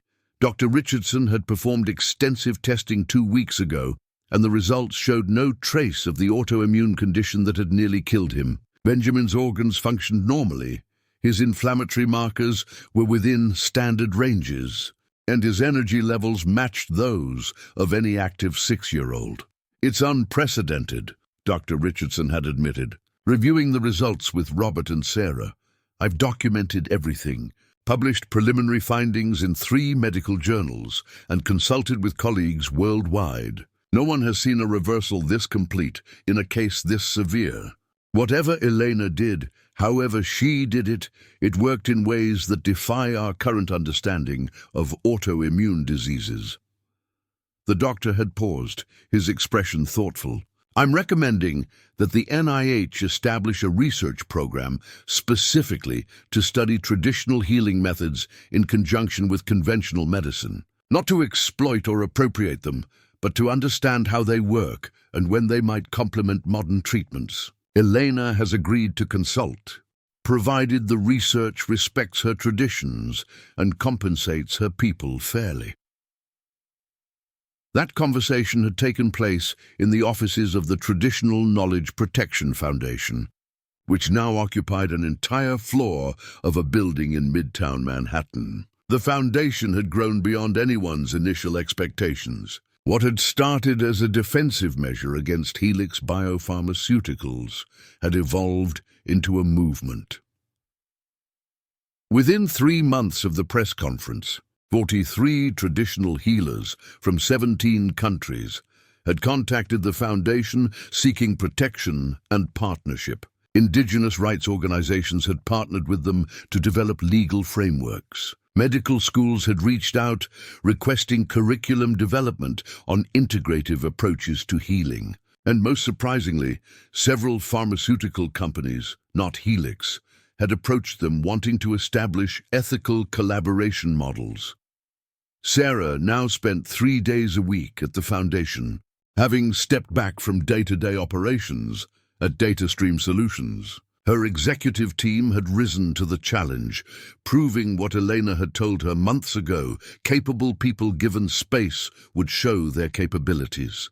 Sarah's company continued thriving, but she discovered something more fulfilling than quarterly earnings reports: the satisfaction of building systems that empowered rather than exploited. "We're creating a blueprint," Sarah had explained during a foundation board meeting the previous week. "A model showing that traditional knowledge and modern resources can partner ethically. We compensate knowledge holders fairly. We protect their intellectual property through innovative legal structures. We ensure that benefits flow back to their communities. And we demonstrate that respecting indigenous wisdom isn't just morally right, it's practically effective." The Foundation's flagship program paired traditional healers with medical researchers in collaborative studies. Elena worked with Dr. Chen, the toxicologist, analyzing the compounds in her formulas while teaching about the non-chemical aspects of healing, the intention, the relationship with plants, the spiritual dimensions that Western science struggled to quantify. "We're developing a new language," Dr. Chen had said during a presentation at Columbia University, "one that honors both empirical measurement and experiential wisdom. We're learning to ask different questions, not just what compounds are present, but what conditions allow these compounds to be most effective. We're discovering that healing involves variables we never considered: the healer's state of mind, the patient's emotional environment, even the way plants are harvested and prepared. These aren't mystical concerns. They're factors that influence biochemical processes in ways we're only beginning to understand." The academic community had responded with cautious interest. Some dismissed the work as pseudoscience. Others recognized it as a necessary expansion of medical paradigms. But increasingly, the results were impossible to ignore. 3 other children with severe autoimmune conditions had been treated using modified versions of Elena's protocols under careful medical supervision. 2 had shown significant improvement. 1 had entered full remission. "We're not claiming a miracle cure," Dr. Richardson emphasized in every presentation. "We're demonstrating that traditional healing methods, when applied appropriately and monitored carefully, can achieve outcomes that conventional medicine alone cannot. The question isn't whether traditional medicine works. Centuries of human experience prove it does. The question is how we integrate that wisdom into modern healthcare systems without destroying what makes it effective." The battle with Helix Biopharmaceuticals had been brutal but ultimately unsuccessful for the company. Their patent applications had been blocked by the prior art documentation Marcus Webb's team had assembled. Their regulatory complaints against Elena had been dismissed after congressional hearings revealed that their motives were commercial rather than safety-related. And most damagingly, Rebecca Santos's investigative reporting had uncovered a pattern of biopiracy and price gouging that had tanked Helix's stock price and triggered multiple lawsuits. Derek Chambers had been forced out as CEO 3 months ago, replaced by a new leadership team promising to refocus on ethical innovation. The company had quietly approached the foundation seeking to repair their reputation through legitimate partnerships. The foundation's response had been measured. Helix could participate in collaborative research programs, but only under strict oversight and with transparent benefit-sharing agreements that prioritized communities over profits. "We're not interested in revenge," Victoria had told the new Helix CEO during their first meeting. "We're interested in transformation. If your company genuinely wants to change its practices, we'll work with you. But trust must be earned, not bought." Victoria herself had undergone perhaps the most profound transformation of anyone in the family. The revelation of Mrs. Chen's true identity had shattered the matriarch's carefully constructed worldview. For weeks after the truth emerged, Victoria had struggled with shame, guilt, and the realization that her obsession with control had nearly cost her the relationships that mattered most. "I spent my life trying to manage every variable, to eliminate uncertainty, to ensure nothing could threaten our family," Victoria had confessed to Elena during one of their increasingly frequent conversations. "But what I was really doing was isolating us, building walls that kept out danger but also kept out connection, authenticity, love. You came into our lives like a force of nature, Elena, and you demolished those walls. I resented you for it. And then I realized you'd given us a gift I didn't know how to ask for." Elena and Victoria now worked closely on foundation governance. Victoria's strategic acumen and business connections, combined with Elena's wisdom and authenticity, created a formidable partnership. They made an unlikely pair, the Manhattan matriarch and the mountain healer, but their alliance embodied the foundation's core mission, bridging worlds that had been artificially separated.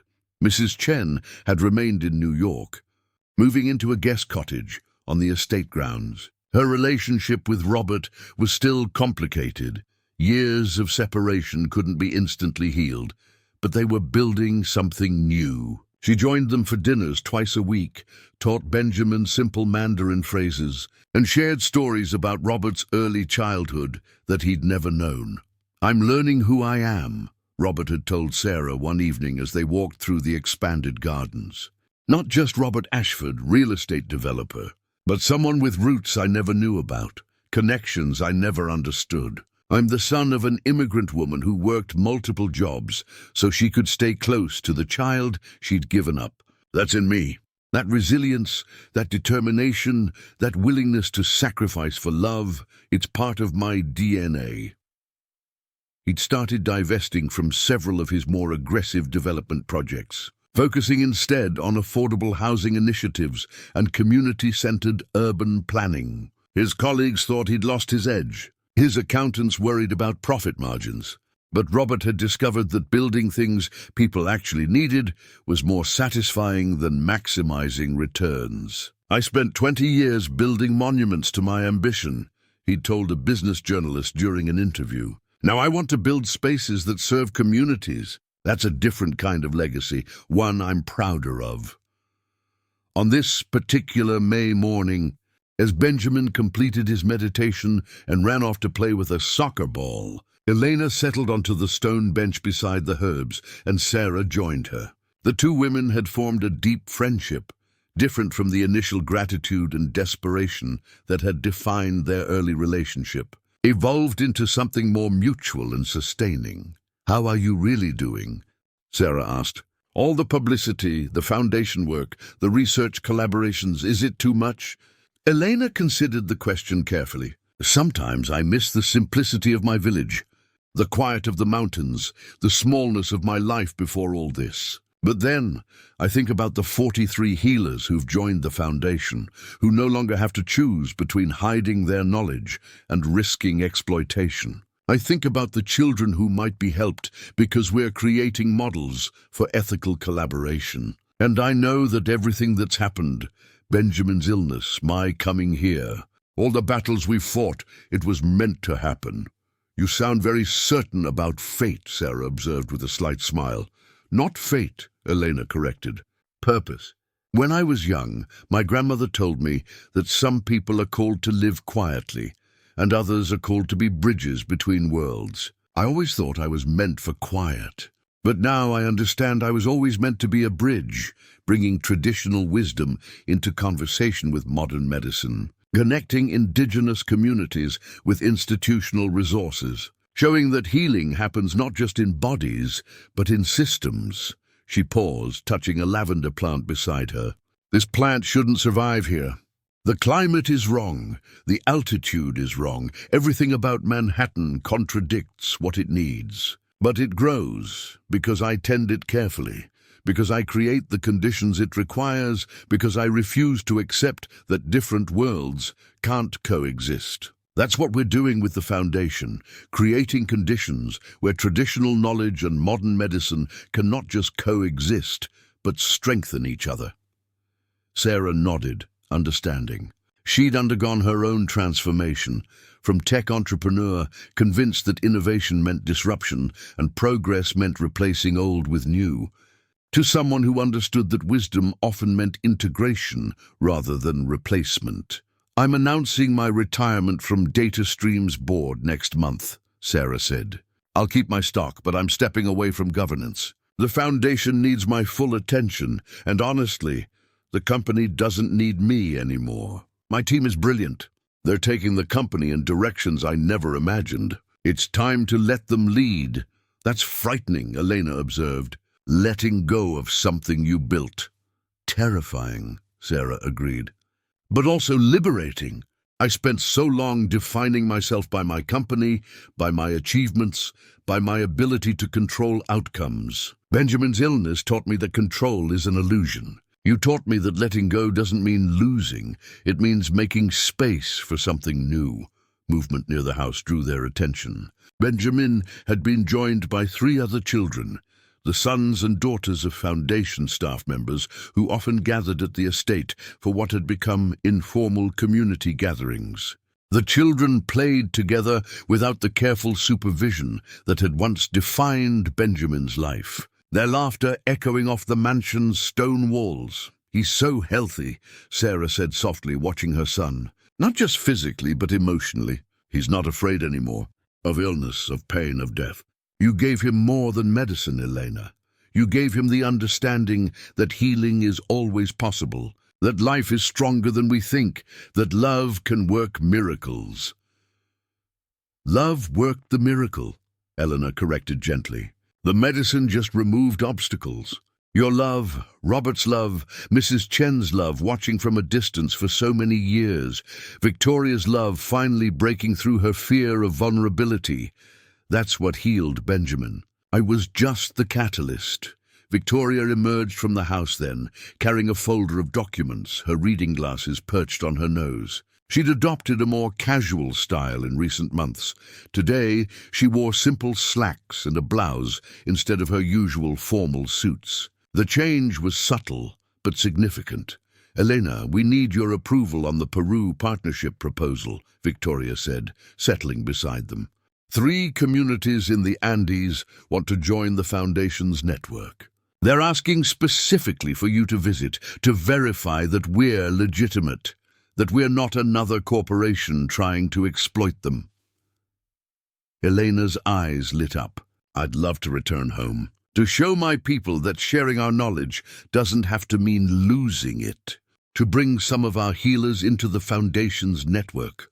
We'll arrange everything," Victoria assured her. "Proper compensation, legal protections, ongoing support." "And Elena," she hesitated, unusual for the normally confident matriarch, "I'd like to come with you, to see where you're from, to understand your traditions more deeply.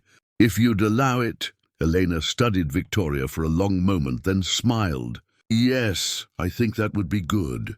You need to see the mountains, Victoria. They teach humility in ways boardrooms never can." Victoria laughed, a genuine, unguarded sound that would have shocked anyone who'd known her before Benjamin's illness. "I suspect I have much humility yet to learn." As the afternoon deepened into evening, the family and Foundation staff gathered for dinner in the mansion's formal dining room, a space that had once hosted corporate events and society dinners, now repurposed for community meals. 20 people crowded around the expanded table. The Ashford family, Elena, Mrs. Chen, several Foundation staff members, and 2 apprentice healers, Dr. Chen and Dr. Richardson, and Marcus Webb with his wife. The meal was simple but abundant, a blend of traditional Peruvian dishes Elena had prepared and American comfort foods Margaret had perfected. The conversation flowed easily, multiple languages mixing as people shared stories, debated strategies, and laughed together. Benjamin sat between Elena and Mrs. Chen, regaling them with detailed descriptions of a science project about plant photosynthesis. His passion for understanding how things grew had developed naturally from watching Elena's garden work, and his teachers reported that he approached learning with an intensity unusual for his age. "He wants to understand everything," Sarah had told Elena proudly. "How plants communicate, how medicine works, how different cultures approach healing." His illness gave him questions most children never think about. Now, watching Benjamin gesture enthusiastically while explaining chlorophyll to his great-grandmother, Eleanor felt the satisfaction of work completed, not finished. Healing was never finished, but completed in the sense that what she'd come to do had been done. She'd saved a dying child, but more than that, she'd helped transform a family, sparked a movement, demonstrated that ancient wisdom and modern power could align rather than conflict. The ripples would spread far beyond this table, this house, this moment. After dinner, as guests departed and the household settled into evening quiet, Robert found Elena in the courtyard, standing among her plants under the emerging stars. Manhattan's light pollution made true darkness impossible, but the garden felt like a separate world, nonetheless. "I never thanked you properly," Robert said, approaching her, "for everything you've done. For Benjamin, yes, but also for our family. For teaching us what matters." Elena turned to face him, her weathered face gentle in the garden lighting. "You don't owe me thanks, Robert. You opened your home to a stranger when you had every reason to refuse. You protected me when corporations threatened. You built something that will help countless people. That's thanks enough? No, Robert insisted. It's not. You gave me my son. You gave me time I'd lost with my family. You gave me knowledge of who I really am. Not just the persona I'd constructed, but the person underneath, connected to people and histories I'd never known. You changed my life, Elena. Fundamentally, irrevocably changed it. Life changed you, Elena replied. I was just present for the transformation, the courage to change that came from you, from Sarah, from your whole family. I witnessed it. I perhaps facilitated it, but the work of transformation, that was all yours. Robert was quiet for a moment, absorbing this. What happens now? You've built this foundation, established these partnerships. Do you stay in New York? Return to Peru? What does the future look like for you? Elena smiled. I'll travel between worlds, spend time in my mountains, teaching the next generation of healers. Spend time here, working with the foundation, ensuring traditional knowledge holders are protected and empowered. I'll be a bridge, Robert. That's what I'm meant to be. She touched his arm gently. But I'll always return here. This house, this family, you're part of me now. Benjamin calls me his guardian angel, but truthfully, you've all been guardians for me. You protected me when I was vulnerable. You amplified my voice when I could have been silenced. You demonstrated that wealth and power can be used for justice rather than exploitation. That's a gift I'll carry forever. From the house, Benjamin's voice called out, Elena, come read me a story about the condors? Elena's face lit up. Duty calls. The most important work I do, reminding a child that he's loved and the world is full of wonder. As she walked toward the house, Robert remained in the garden, looking up at the stars barely visible through Manhattan's glow. Somewhere beyond that artificial brightness were real mountains, ancient and patient, holding wisdom that predated cities and corporations, and all of humanity's attempts to control the uncontrollable. Elena had brought that wisdom here, and in doing so, she'd saved more than his son. She'd saved his family from fragmenting, his marriage from becoming another casualty of grief, his mother from dying without ever knowing genuine connection. She'd saved him from a life of achieving everything except what mattered. Inside, Sarah was putting Benjamin to bed while Elena settled into the reading chair beside him. The small amber vial that had started everything sat on the bedside table, nearly empty now, but no longer needed. Benjamin's medicine was love and laughter and the confidence that he was seen, known, cherished. Tell me the one about the condor who learned to sing, Benjamin requested, snuggling under his covers.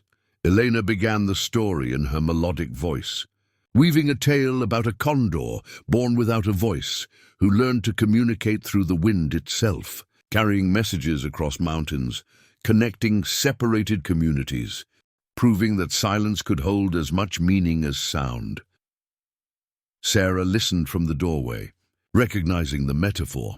Elena's stories were never just stories. They were teachings disguised as entertainment, wisdom wrapped in wonder.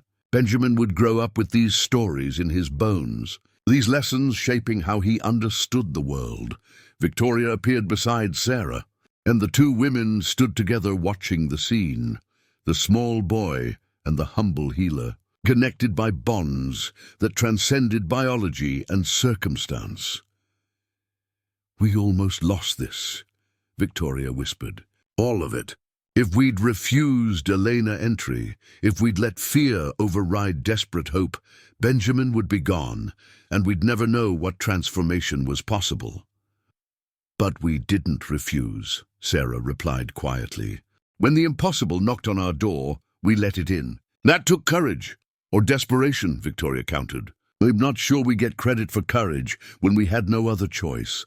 We always have choices, Sarah said. We could have chosen despair over hope, skepticism over trust, control over surrender. We chose differently. That counts. Mrs. Chen joined them in the hallway, completing the circle of women who'd fought to save Benjamin, each in their own way. They stood together in comfortable silence, watching Elena finish her story and press a kiss to Benjamin's forehead before quietly leaving the room. Downstairs, the four women gathered in the kitchen, the heart of any real home, and Elena prepared her special tea. As they sat around the scarred wooden table where countless family meals had been shared, they talked not of strategies or battles or future plans, but simply of being, of gratitude, of the strange and beautiful ways that lives intersected and transformed each other. "I never believed in fate," Victoria admitted. "I thought life was what you made it, that success came from control and planning and refusing to accept limits. And now?" Elena asked, pouring tea into mismatched mugs. "Now I think perhaps there are forces beyond our understanding," Victoria replied. "Not supernatural, necessarily, but natural in ways we haven't learned to recognize. The way your arrival aligned with Benjamin's desperate need. The way Mrs. Chen's years of watching from a distance converged into this moment. The way a corporation's greed accidentally sparked a movement that's helping people worldwide. It feels orchestrated somehow." "Life seeks balance," Elena said simply. "When systems become too rigid, too controlled, too disconnected from what's natural and true, life finds ways to restore flow. Benjamin's illness was tragic, but it created an opening for healing to happen on multiple levels. Your family was fragmenting, but crisis brought you together.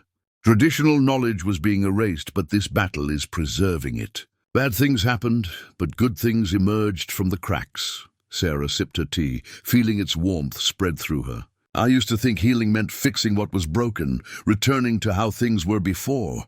But that's not what happened here. We didn't return to our old life. We transformed into something new. Better, I think, but different. Is that what healing really means? Not restoration, but transformation?" "Sometimes," Elena agreed. "The best healing leaves scars that remind us of what we survived and learned. Your family bears scars now, from Benjamin's illness, from secrets revealed, from battles fought. But those scars are also strengths. They're proof you survived, adapted, grew. That's healing."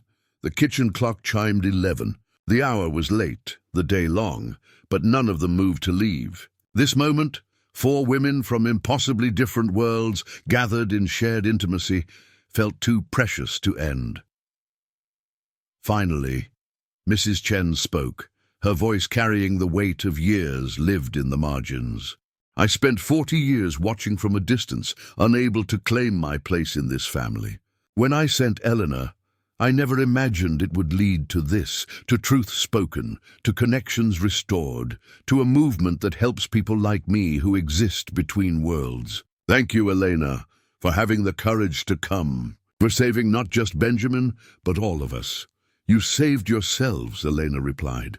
"I just opened a door. You chose to walk through it." As they finally dispersed to their rooms, Elena to her guest quarters, Mrs. Chen to her cottage, Victoria and Sarah to their respective spaces, the mansion settled into nighttime quiet. But it wasn't the heavy, tense quiet that had characterized the house during Benjamin's illness. It was peaceful content, alive with the breathing of people who knew they belonged to each other. In his room, Benjamin slept deeply, his dreams populated by condors and mountains and healers who sang medicine into existence. In hers, Sarah lay beside Robert, their hands linked across the space between them, grateful for the ordinary miracle of another day together. In her cottage, Mrs. Chen finally allowed herself to believe that forgiveness was possible, that lost time could be reclaimed, that love survived even decades of separation. And in her room, Victoria sat by the window, looking out at Elena's garden and thinking about mountains she'd never seen but would soon visit, humility she'd never possessed but was learning to embrace. Only Elena remained awake, sitting in meditation in her quarters, breathing the way she'd taught Benjamin to breathe. She thought of her grandmother, who'd passed down these formulas with the prayer that they'd help people. She thought of her aunt, broken by corporate greed, who died never seeing justice. She thought of all the traditional healers throughout history who'd been persecuted, stolen from, erased. And she allowed herself to believe that perhaps, finally, the tide was turning. That the foundation she'd helped build would protect knowledge holders her aunt had never been protected. That the movement sparked by one dying child might prevent countless others from suffering unnecessarily. That bridges between worlds were being built that couldn't easily be torn down. 8 months ago, she'd rung a doorbell carrying nothing but a suitcase and hope. Tonight, she'd helped create an institution, transformed a family, and demonstrated that another way forward was possible. The work wasn't finished. It would never be finished. Healing was a continuous process, requiring constant attention, adaptation, and care. But tonight, in this moment, there was completion. A chapter had ended. A new one was beginning. Elena opened her eyes, looking at the amber vial on her dresser, empty now, its medicine given, its purpose fulfilled. She'd need to return to her mountains soon, to harvest new plants, to prepare new batches, to continue the work her ancestors had entrusted to her. But she'd return here too, to this house, this family, this unlikely alliance that had become home. Because healing happened in connection, in the spaces between people who chose to see each other's humanity despite all the forces that told them not to. The condor teaches us to fly high enough to see the whole landscape. Elena remembered her grandmother saying, but it also teaches us to return to earth, to touch ground, to remember that wisdom comes from both altitude and rootedness. Elena had flown high these past months, into boardrooms and courtrooms and media spotlights, into battles and victories and transformations she'd never imagined. But now it was time to touch ground again, to tend her garden, to remember the simple truth at the heart of everything she did. Healing happened one person at a time, one connection at a time, one moment of choosing love over fear. Tomorrow would bring new challenges.